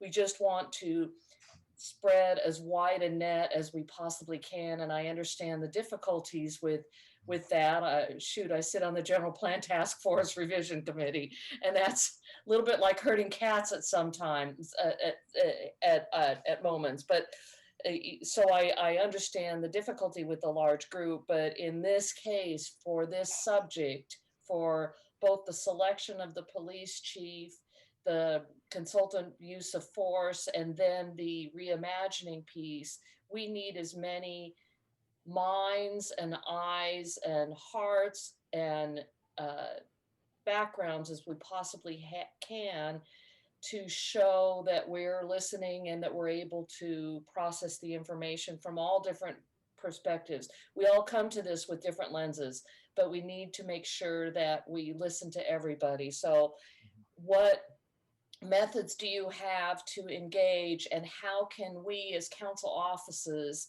help you in providing names of people who might be interested in participating?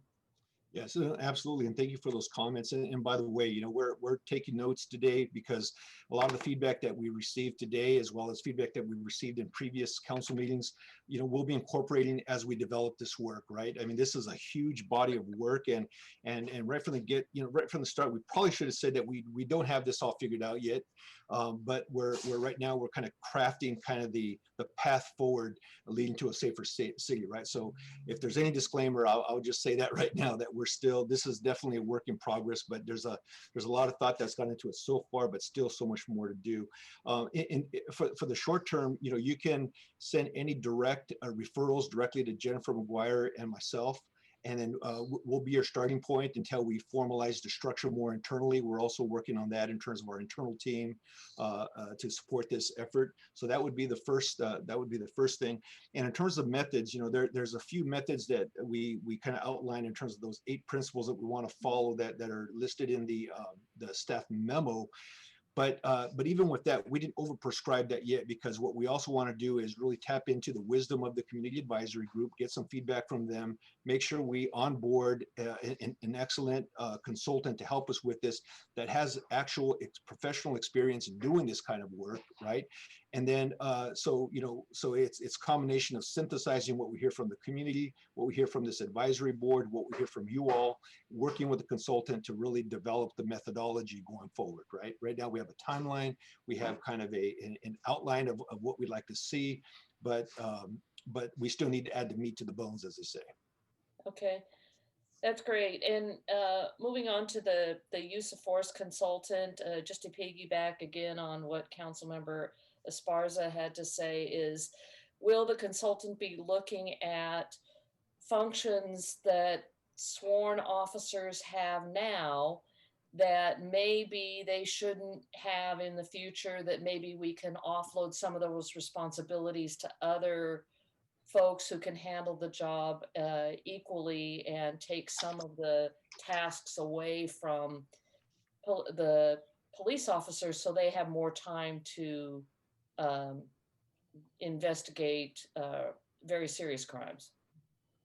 So, Councilmember Foley, I do not see that as part of the use of force report currently. I believe that would fall more into the reimagining community safety, because in the broad picture of reimagining, we are considering what aspects of policing should stay with the police officers and what should perhaps be moved to other aspects of the community. So I am circulating a draft about the use of force. I have not included that, but I don't currently see that as part of the use of force review right now. Yeah, under the reimagining, we have included that as part of our scope to really take a look at evaluating and recommending new ways in which our police department intervenes with social issues and reduce social conflicts, right? And that are non-criminal in nature, right? And that's really the driving force behind broadening the conversation to community safety and bringing in other people into the conversation, behavioral health, mental health, other anti-violence prevention efforts, and once and for all kind of really weaving them together right now. They all exist right now in our community, but many of those strategies are very siloed. And so our goal here is to really, really frame these issues in a way where we're putting the community first. We're really looking at achieving the end goal of how do we make San Jose safe for everyone, right? And that definitely includes a significant police strategy, but that also includes other partners with other key disciplines that need to be part of this puzzle as well, right? And I believe when we get the right people around the table, ask the right questions, then we'll start getting those type of solutions. So that definitely is part of the scope, Councilmember. And I think I'd like to add is that, we also see that as part of the reimagining community safety piece as well, because we really want to have that deep stakeholder feedback, because they've got to buy into any of these changes. And that, because if we're going to change, and our police department's open to it, if we're going to change who responds to certain calls for service, we got to get the community buy-in, and they've got to feel comfortable with that, as well as our police department feeling comfortable with that too. So definitely that's one of the main things we're going to be looking at. But we've got many things to look at, but that is one of the main things. And I think we're going to, we've got to also educate our community, and that'll be some of the reasons why we've got this advisory group. And as we're designing the engagement with our stakeholders, we need to understand from them also what information do they need.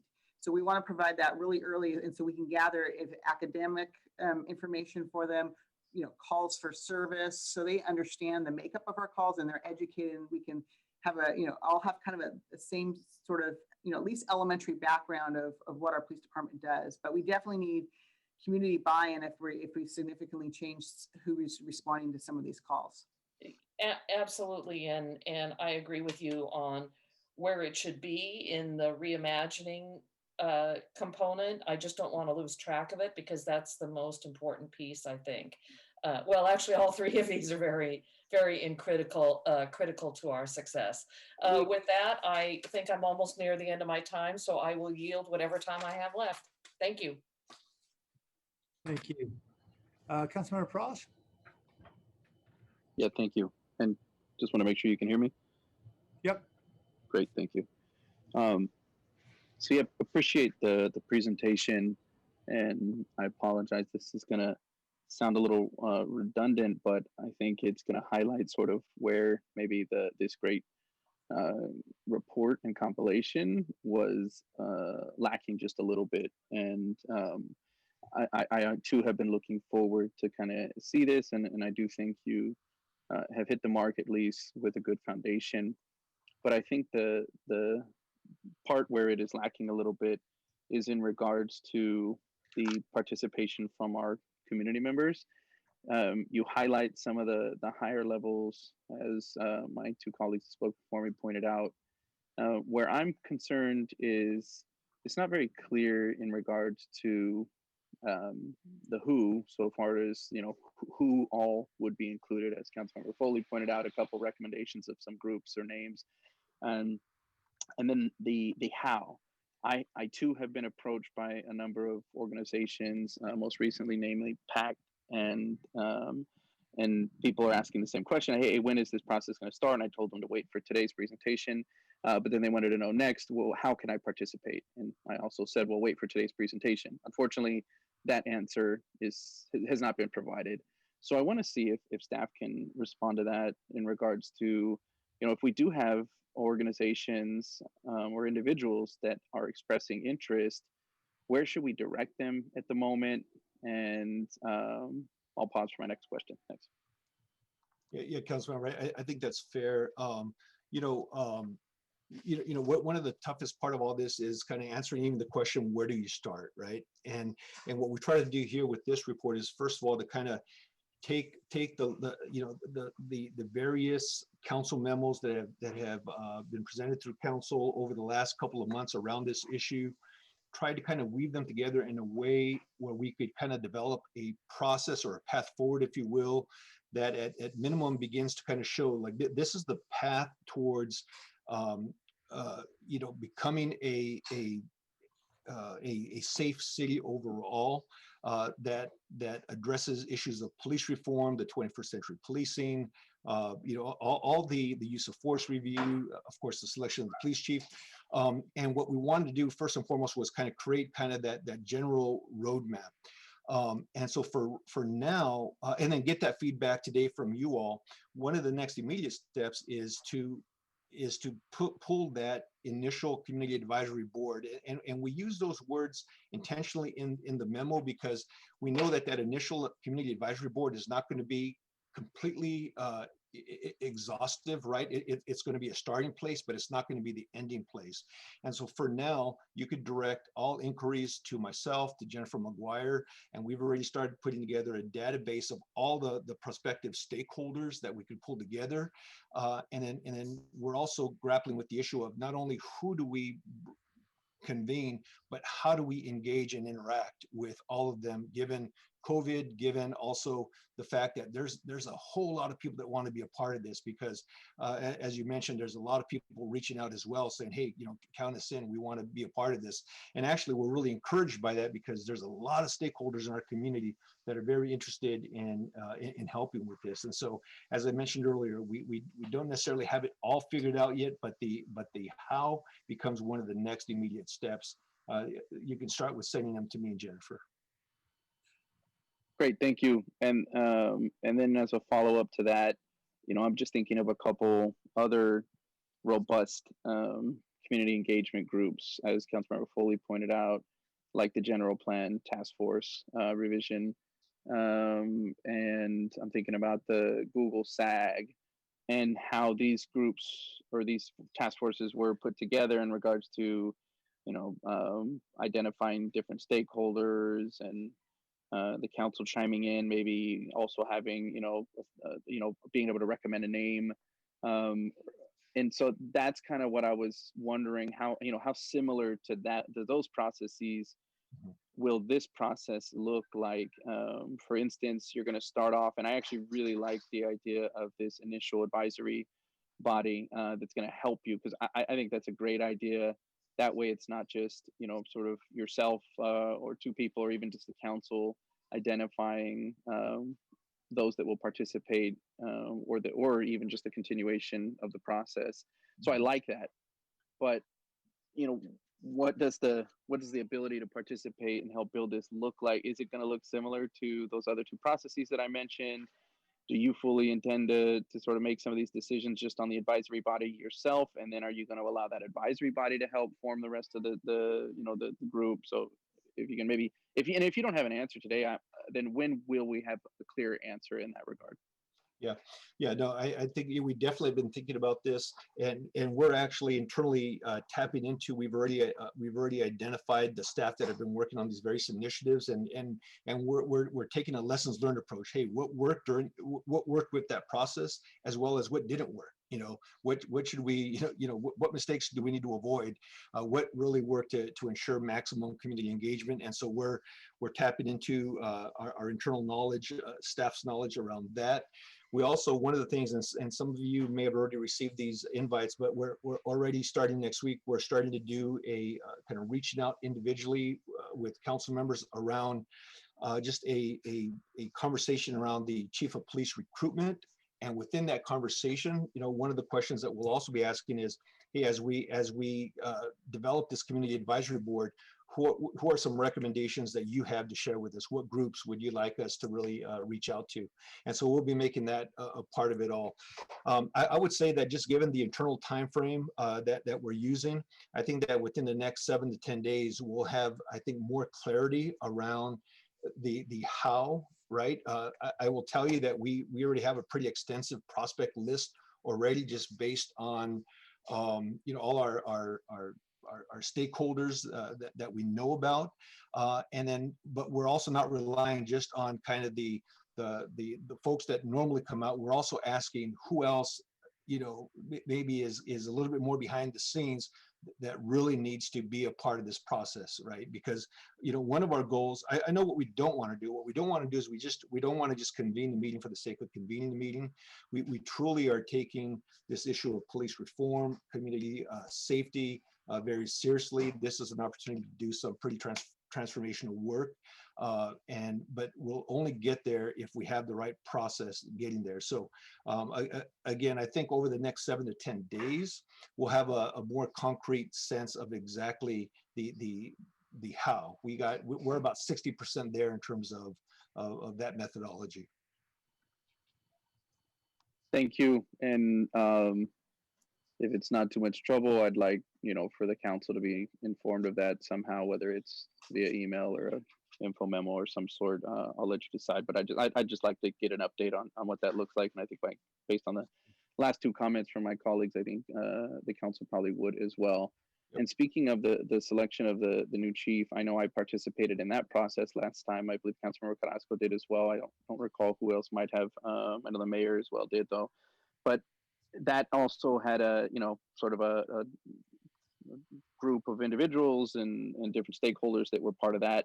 The interviews, I think it was over a 2-day period, maybe, before it came to the council. Do we have an idea on that? I know you sort of married that with this outreach group, but do we have an idea? Is that going to look similar to what it did before? Is it going to be more robust? Are we going to use the same stakeholders that we're using for this overall process? And similar, if you don't have the answer, I would like to see that as well, in writing.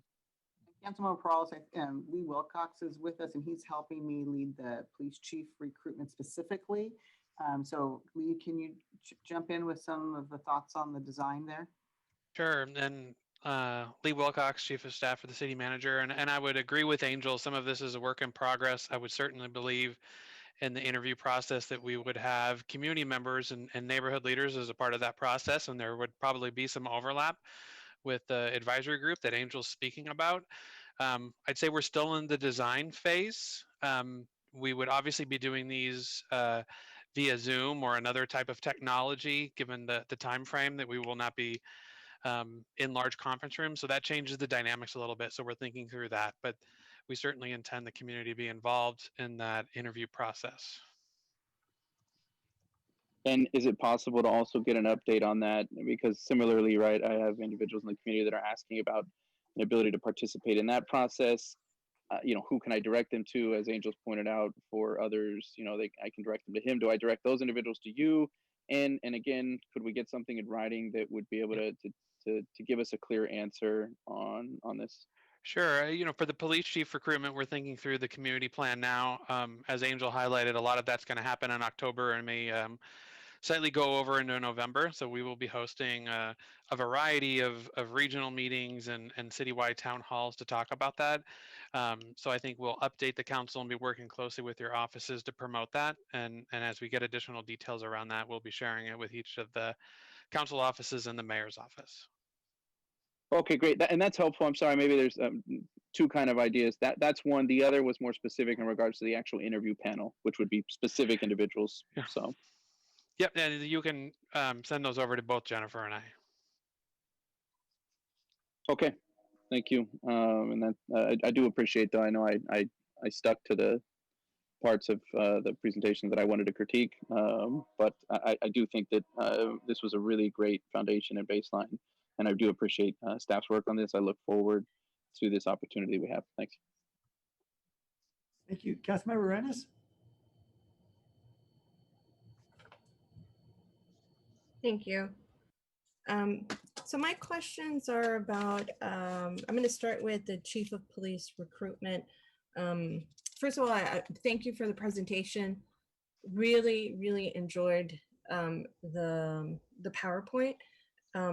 Really outlines everything that I had questions about, and then my colleagues asked some really good follow-ups. I'm going to start with the Chief of Police recruitment. And so I wanted to know, how are we going to integrate some of what some of the departments are already working on related to GARE? I don't know where the police department is in the GARE process. And so it would be important for me to know, first of all, where are we at with that? And then second, integrating some of those standards and some of those objectives into a discussion with our new chief of police and those applicants who are interested in how they plan to integrate the GARE program into the police department. I think for me, that would be a line of questioning that would be important, important value in a candidate. And so one, I just wanted to give you that feedback, but second, I wanted to hear, probably this is something you've already thought about, Angel or Lee. Yeah, thank you, council member. Yeah, the newly formed Office of Racial Equity is definitely going to play a very key role in this entire process, starting with the recruitment of the police chief, right? And one of the things that we did, and we go into a little bit more detail in the report, but one of the things we want to do is we want to make sure that we embed that racial equity lens in the work that we're doing around the selection of the police chief as well, right? It's going to be important that our new police chief really has a good grasp and understanding of those issues and is open to that discussion, since this is one of the top priorities that we have in our city around really addressing systemic racism head on, right? And in the interim, we're also not waiting for that. We have one of our GARE cohorts, we have a subgroup of GARE members that are already right now working with some members within San Jose PD around hiring practices, right? So, and this is a little bit more informal. It'll become more formal as we get the entire office up and running, and we bring the director on board. But in the meantime, we're not wasting any time to at least start having those conversations within PD.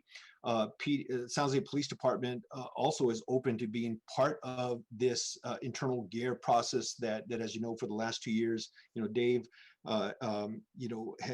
really green lit the this conversation and the development of these 2 GARE cohort teams. And so one of them more recently has taken on a project to work with San Jose PD. In terms of the big picture of all of this, the race equity perspective is going to be one of the key stakeholders around the table. We see the incoming director of this office being a main player as well. We're also being very careful not to overprescribe either, because part of this is we also want to make sure that we're tapping into the wisdom and subject matter expertise of the stakeholders that we have. And so we have this, I know for me personally, it's like there's this temptation to want to like overprescribe, kind of what we're going to do. But I really think the what'll make this process effective is that if we create the right structure, bring in the right people, frame the right questions, surround them with the right support, I think that's going to really tap into the wisdom within our community. And I think that's more of an art. And so that's what we're trying to achieve is making sure that we have all perspectives at the table, including the race and equity one. I appreciate that. And I appreciate that you're already very conscious about not dictating too much for our community, so that there's something to be left to be said. And we want to hear that. We want to integrate that. And I also think it's so important to already have part of this, maybe some of the goals that we want to achieve through the police department, as any department does in the GARE process, right? I think there's different objectives for the different departments, and I think those just need to be clear on a very general basis in terms of where we're going with that. So I appreciate your feedback and appreciate that you're already working at the very least in a very informal process, but it would be wonderful to see it more formalized and how that would work with our community. One, because I believe that not only just this part of the conversation is really important with our community, but I also want them to know that this is the government's way of also addressing race and equity head on, that there's this process that is going to happen even beyond this particular 3-part or 3-prong process that you've outlined for us today, Angel, right? And I think this is the way that our community continues to walk with us once we finish, completing some of the objectives that you outlined that you wanted to achieve. This is how we feed, this is how those community leaders feed into our system, right? And so I don't want it to get lost. I want us to lead with GARE, because I really see this as a way, when we're looking at resources and how to divide what we have, that this is already a process many other cities have looked at. They have looked at some of the inequities, not just in the police department, although I know this is exclusive to the police department, but that we're having this larger conversation about this. And I think that's important to, at one point or another, to have that as a part of the component, or at least that there be a level of understanding from our community members that there's this GARE process that's happening at the same time. All of this is also transpiring. So that would be important. I know that you heard me with that. So I'm going to move on to my next point, which is the outreach plan that you have here. You have inform, consult, involve, collaborate, empower. And all of these, and I know it says begin with a shared definition of community engagement, explicit identification of public participation goals. So does that mean that you're going to include the community to define some of these strategies that we use for outreach, or are you telling us that you're you're going to use one of these 5 strategies to involve the community? Yeah, that's a great question. As we've been researching and preparing for this work, we've been exploring and researching best practices. And one of the things that we ran across is this IAP2 strategy. And it's really an international strategy all centered around public engagement. And in fact, if you go back and take a look at the origins of this work, a lot of it is rooted, and they were one of the first organizations to actually put a racial equity, for example, lens on this overall work of community engagement. And the 5 strategies, or the 5 steps there around inform, consult, involve, collaborate, and empower, they're not actual steps, they're actual levels, right? And so it's not kind of a progression. These are what's unique about it is about this this framework is that these are different modalities of community engagement that do a couple of things. One, first and foremost, they clarify what the end goal is, right? If we're going to engage people just to inform them, then that's what we'll say. Hey, look, we're just going to inform you about this issue. If really what we're asking for them to consult on it, then we let them know, what we're looking for is for you to be a consultant and give us the feedback that we need, and we may use your information to recommend a solution. And then you kind of see this progression of the level, right? It's a deeper intensity of community engagement, involve, collaborate. The ultimate form of community engagement would be to empower, right? That's when the community itself basically says, this is how we view the issue. These are our recommendations. And then when we actually take those recommendations and codify them into our public policy, then that's the ultimate level of engagement. And so we're starting with this framework more from a standpoint of, we want to make sure that we're being very transparent. We also recognize that this is a very complex conversation where there's not going to be a lot of agreement across the board, right? As we've been talking internally, we're starting with the clear expectation that, if we do our jobs right, we're going to be pulling together people from divergent perspectives. And in order to do that, we need to have a framework that's going to kind of guide that work. And so hence that approach. That's a starting place there. We'll confer with the consultant and then take it from there. I appreciate that. Okay, and then I know that we have a lot of we're going to have a lot of grassroots, really homegrown leaders involved here.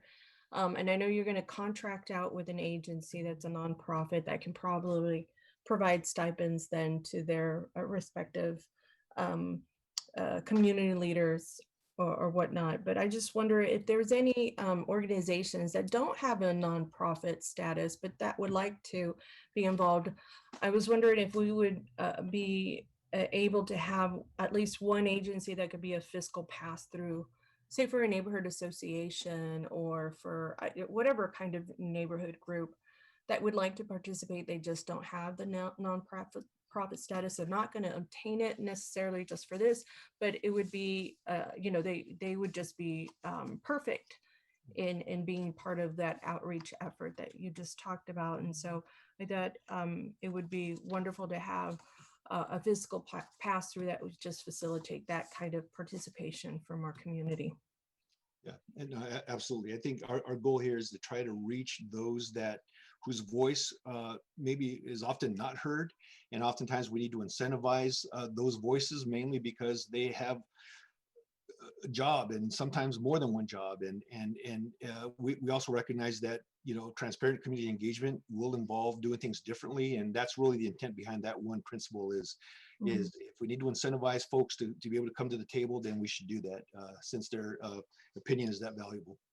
Great. And then just the last question I have is, there's going to be some follow-up areas that come out of this process.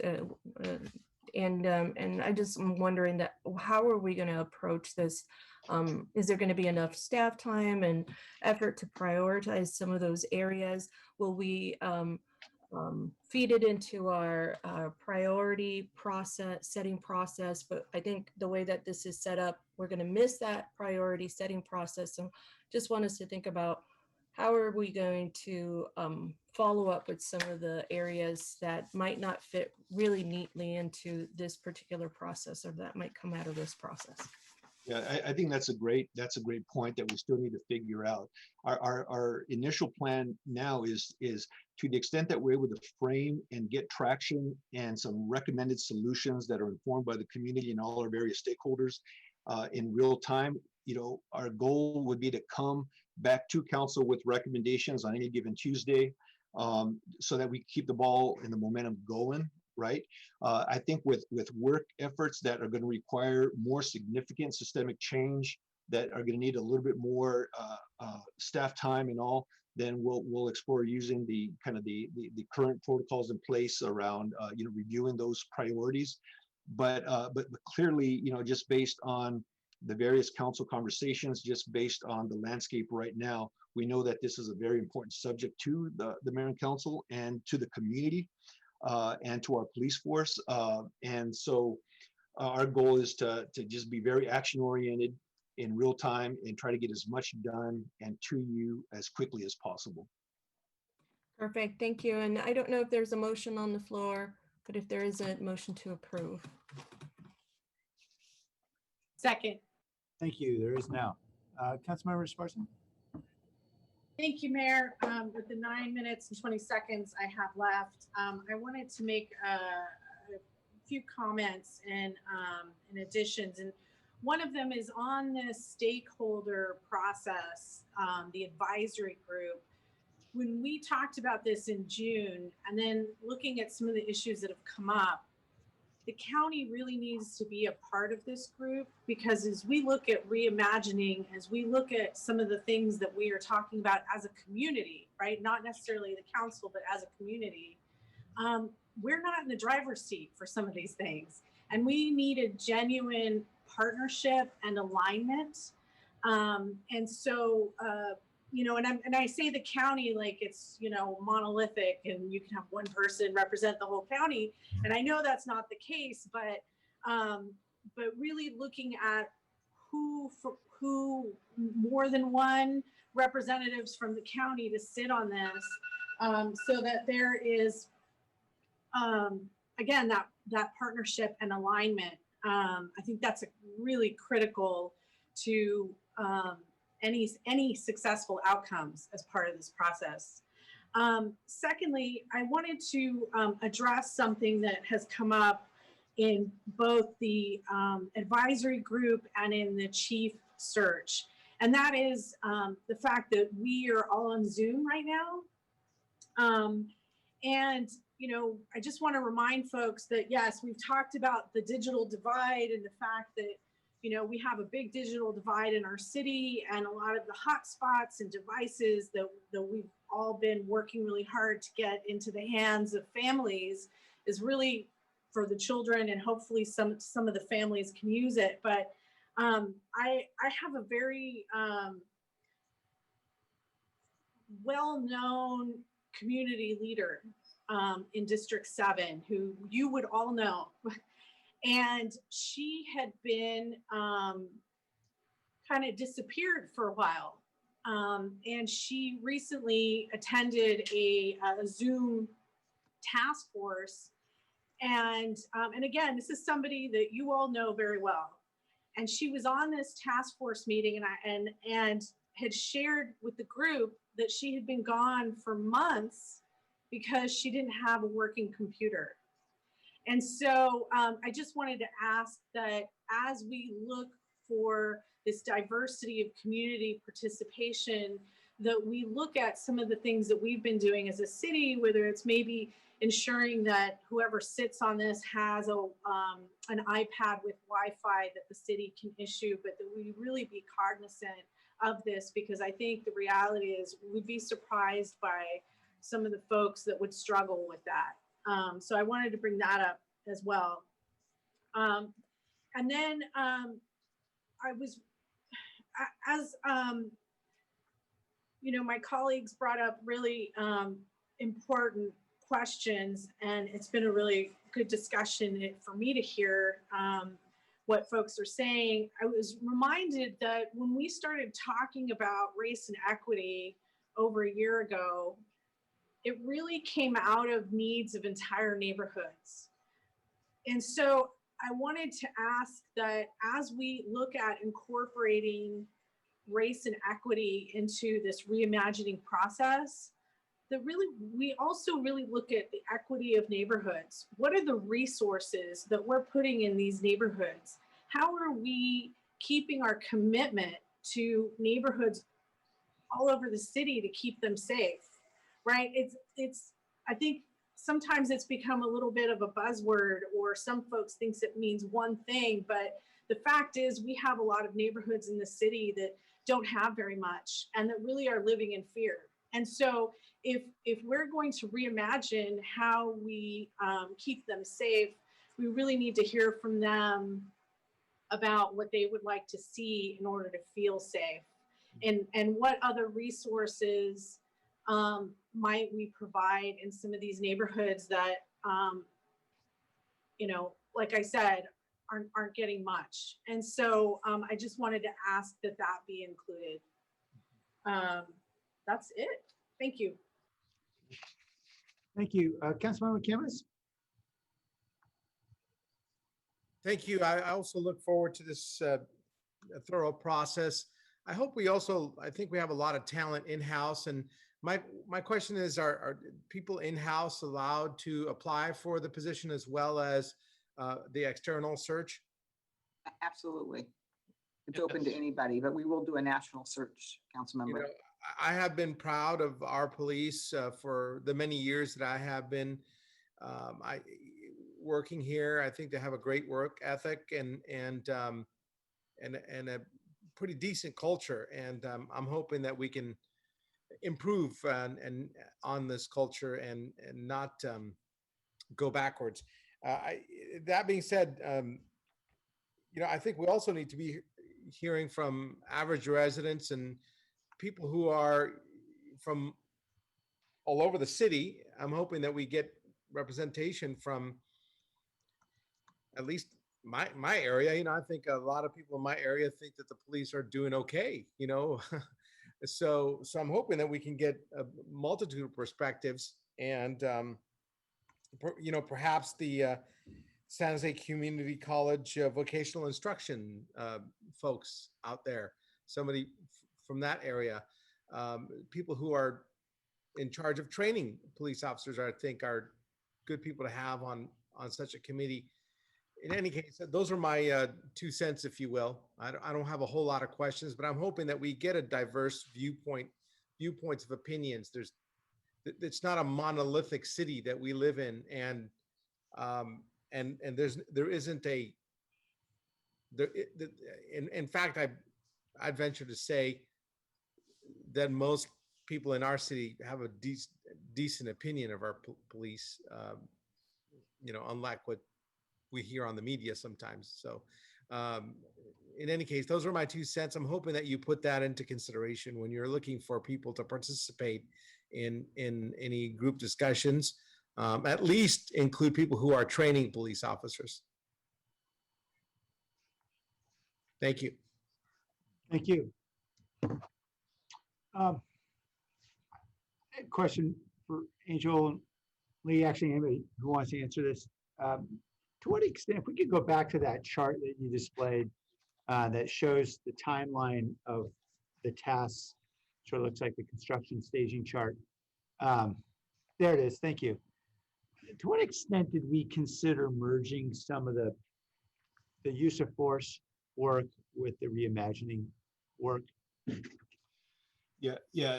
Actually, that really is the intent. You know, I mean, the actual use of force review is much more specialized. So that I think that work kind of has its kind of separate scope. But we really see if in fact we have 2 separate consultants, we see those consultants working together because these issues really inform one another, right? Yeah. And there's a little bit of chicken and the egg with some of this, right? And we're kind of starting from the standpoint of, let's look at kind of use of force kind of in real time now. And then let's take a look at use of force in the context of how about if we, take a different approach to policing in San Jose? You kind of using the example around, for example, the item that came up last council meeting around the 5150 hold, for example. Well, there's a number of different ways that can be approached, right? Right now, the typical response is usually San Jose PD gets a call and there's an expectation for them to kind of go out there and kind of, handle the situation. Well, perhaps this is one of those issues that we could reframe differently and say, well, perhaps, maybe PD isn't the initial or the first responder. Perhaps it's somebody from public health or mental health. And so that would be an example of something that would come out of that conversation. But really we see those two issues informing one another, ultimately leading up to some recommendations on the reimagining community safety side. And Mayor, Yeah. Mayor, if I might chime in, I think the slide shows use of force consultant, but as we discussed, it will also include some of those 21st century policing principles.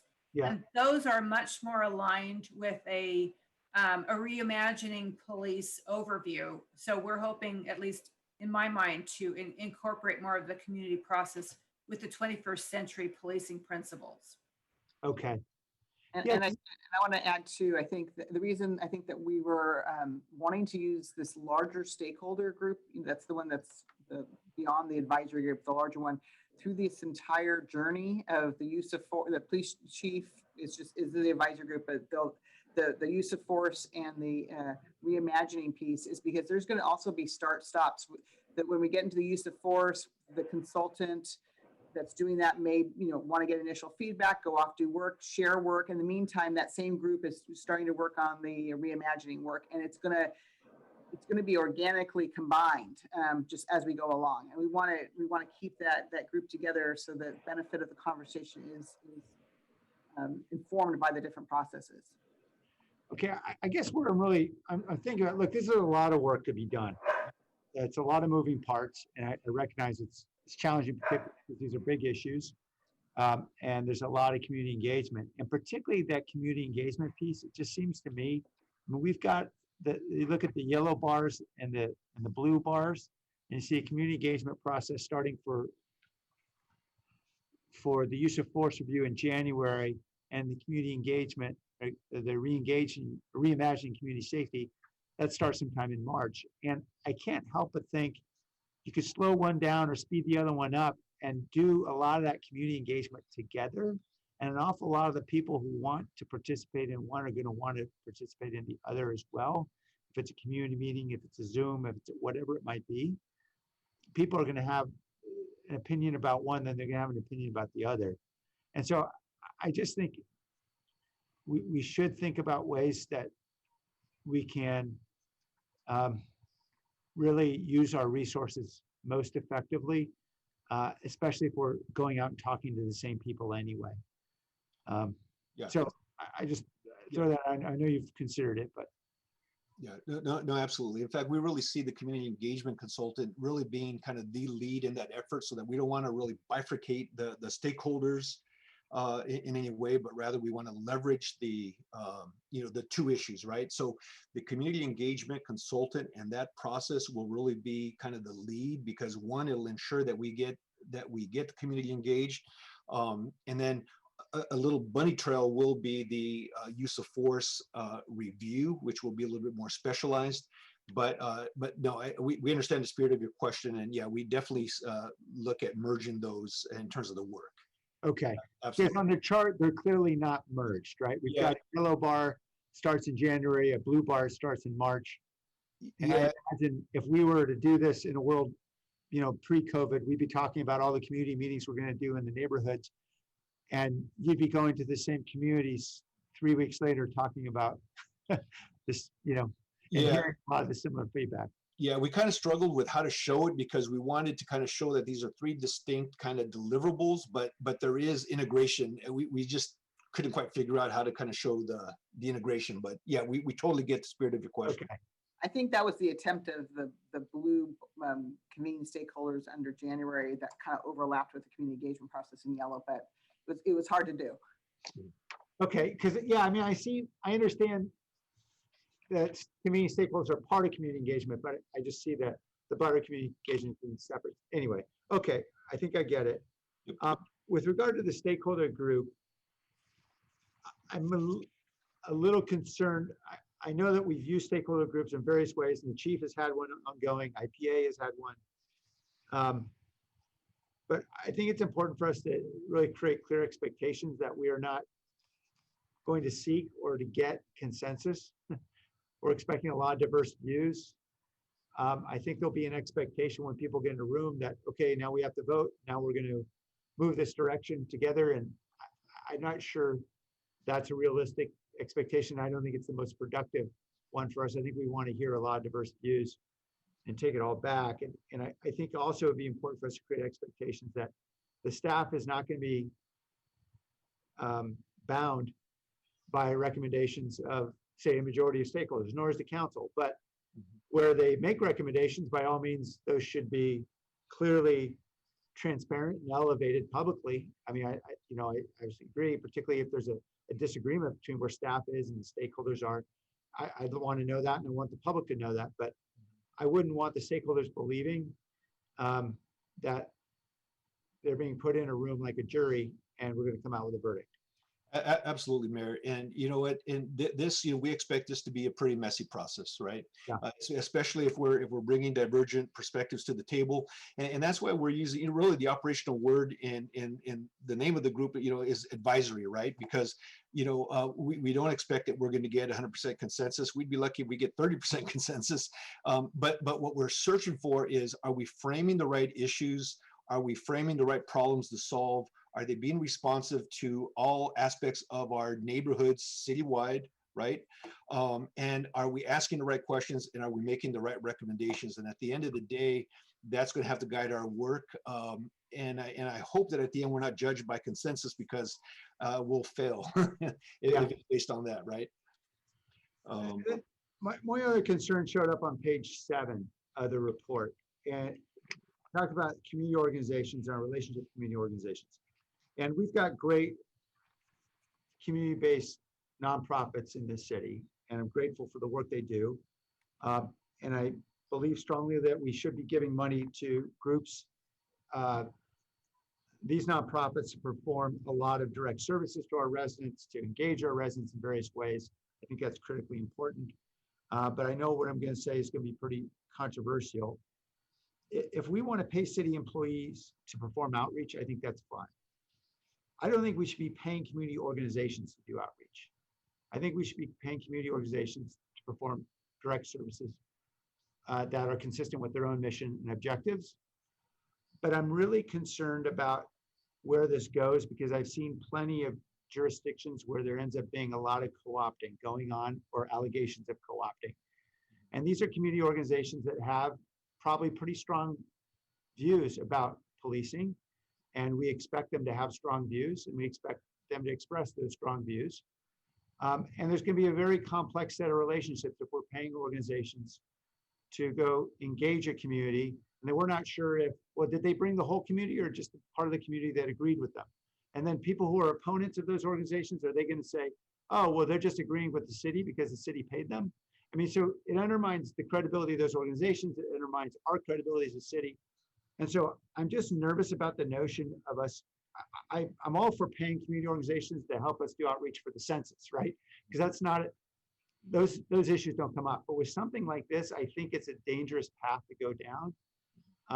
And I think instead we'd rather say, let's just spend money on community organizations that are providing service and in all the great ways they provide service, and keep them out of being paid to go engage the community around issues that obviously we expect are going to be controversial. I think if we expect that they're going to want to engage the community, that's a great thing. We're going to want to engage the community. Let's all do it without having money change hands. That would just be my suggestion.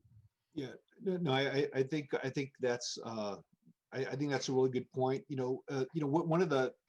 One of the more emerging practices around community engagement has to do with really not so much funding an organization directly, but rather providing a nominal stipend to for example, community members that show up to a meeting to be part of a focus group, right? Some form of incentive.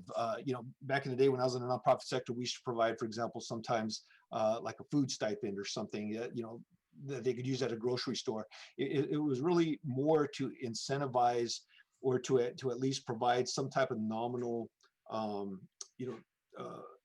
stipend to just pay somebody something nominally after working 1 or 2 jobs, right? But yeah, I get that. Angel, yeah. so if we're getting a $10 target card or $15 target card for somebody to show up to participate in a focus group, I understand that. I guess I'm more concerned about the notion where we pay organizations and say, hey, go bring 100 people to show up at this community meeting so we can hear their opinions. Yeah, And totally. we don't know whose opinion we're really getting. Totally understood. What I'll do is I'll take this back to our team and then we'll kind of really, fine tune that. Yeah, it definitely, I think the intent here is not to, subsidize or pay nonprofit organizations, but rather to provide some nominal incentive to somebody who shows up to a meeting to provide valuable input, who we know it was a sacrifice. But we'll work through that and fine tune that and inform the council on that approach as well. Okay, thanks, Angel. Appreciate you taking those concerns. I think those are all the questions I had. Are there any other questions? All right, then let's vote on Councilmember Reyes' motion. Jimenez. Peralez. Sorry, I shared the wrong screen, I think. Yes, Tony for Jimenez. Okay. Yep. Aye. Oh, Carrasco? sorry, and that was yes for Peralez too. Thank you. Carrasco? Aye. Davis? Aye. Esparza? Yes. Arenas? Yes. Foley? Aye. Camus? Aye. Jones? Aye. Ricardo? Aye. Thank you. All right, thank you. We're going to now have open forum for members of the public who have any item to raise that is not on the agenda today. Blair Beekman, welcome.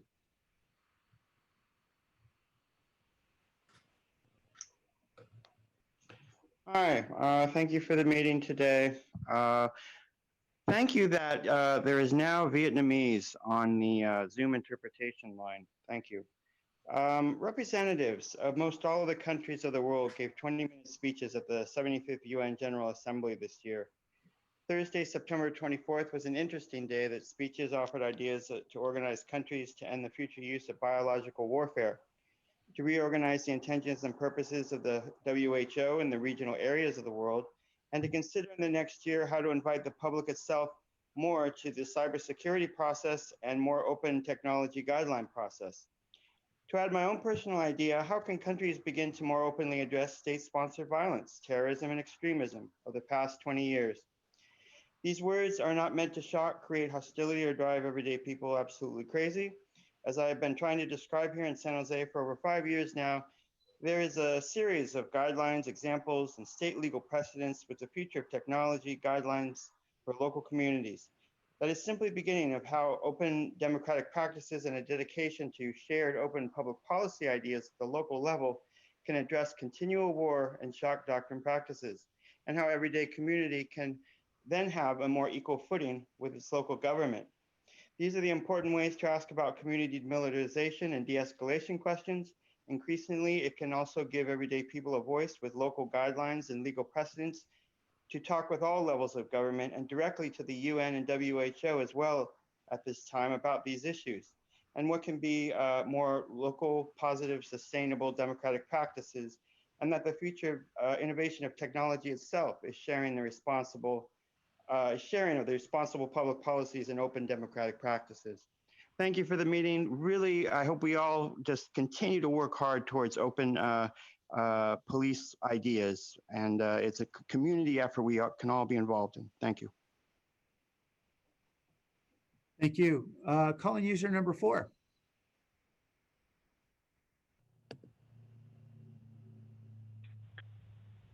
And I just want to comment on all this growth that the city council is rubber stamping. the Google Village, the Urban Village at Cambrian. Don't you guys have streets to fix for the last 20, 30 years that are in complete disrepair? Speak Lane between Cherry and Branham is third world at best. But you want to build more. You can't manage what you have. You can't manage the power grid. You don't. There's not enough people from the police department to come out for serious calls. Buildings burned down across the street from the fire department. You got fire encroaching on the city because you can't manage what little wild land that you have around here with the county and the city of San Jose fire department, the Cal Fire, and you can't manage anything. But you want to build more, and you want to build these high-density housing. High-density housing is, well, if you look at the science that you people love to talk about, is what's happening in Europe right now. High density and public transportation has supposedly been the spread. So if you want to believe all this stuff about high density and the spread of COVID, why do you want to keep building all this crap? You people are crazy. You don't know what you're doing. You guys are all out of your league. All you're doing is getting kickback somewhere. Why else would you be doing it? To feel good? I doubt it. But I can tell you this right now. You have 200 parks to take care of. You got roads to take care of, and you're going to build a village. You guys couldn't build a shack to have a skunk screw. You guys can't do anything. Everything you people touch turns into a disaster, and you know it. And you keep doubling down because you think you're so smart.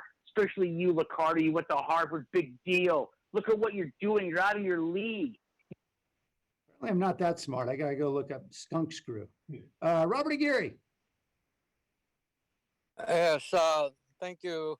I've been trying to get on all night. I keep getting my hand lowered. I don't know what's going on, and I get kicked off of the meeting. I got to get back in again. Anyway, I wish you guys hadn't planned this meeting the same day as the presidential debate, because that really caused us to lose people. I was trying to do both at the same time. And anyway, one of my points was that when we, and hopefully I can say this, that when we were working out the deal with the IPA and Chief Garcia, everybody was saying, oh, we don't have to put stuff in writing because Garcia's really good. He's going to work with everybody, and things are going to turn out okay. And we said, well, what happens when he's not here? He said, well, we'll worry about that when that time comes. Well, this is the time. And we need to really make sure that the things that we were talking about at that time for the IPA, that those things are included, and that the new chief is on board with those changes, because we never did put it in writing. Also, I want to talk again about representation of the unhoused in making decisions that the city's making for those people. We don't have any proper representation. We don't, the advocates get excluded. We are limited to a 1 or 2 minute comment at the end of a meeting, or if the topic is being discussed, but we don't really get a real chance to sit down and go over nuts and bolts. We were doing it for a while when we were trying to work out a deal with the MOU with the water district, but that just kind of fell apart. And I don't really know what's going to happen going forward, but I really think that we need to seriously look at trying to come up with a commission for the unhoused, so that anything that gets done for them is done by them and with them, and not without them. And this is, again, like somebody trying to pick out your clothes for you on a daily basis. You really wouldn't want to do it. You grew up when you were a teenager, decided your parents didn't want you to do that. You wanted to do it yourself. That's what we need, and we need more of it. So please think about doing that. Thank you. Thank you. Scott Largent. Thank you, everybody. Good evening, Scott Largent. My big question for tonight is, where is the chief? He needs to be at the table. We all understand that. Several of you brought that up tonight. I ran into Eddie testifying at court about 6 weeks ago. We walked back to the police department. Of course, he gave me his normal, tell me he's going to fix everything and do everything right. How he normally treats advocates and then just leaves them high and dry. Eddie had lost about 35 pounds. So I believe he had that surgery for the shoulder probably about 4 or 5 weeks prior to that. recovery time. With technology, he should be able to get on the Zoom meeting. He should be able to chime in. We should be able to hear from him. And through this transition, when we're relinquishing power from the PD to the new police chief, whatever the process is, he needs to be at the table.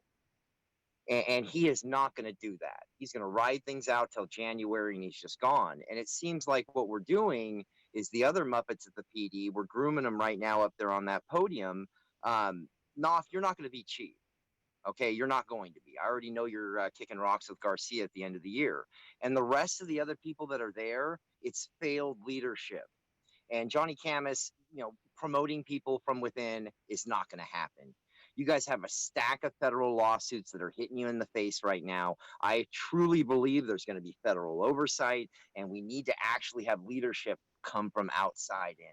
There are so many problems with the PD. That $17 million, private security scam was a big one. Officer John Tompkins was basically the drug dealer for half of San Jose, was a San Jose police officer. The Games of Thrones officers. I mean, you guys got a lot of problems there. But I want Garcia at the table till he retires. And it ain't going to happen. Thank you. Thank you. Catherine Hedges.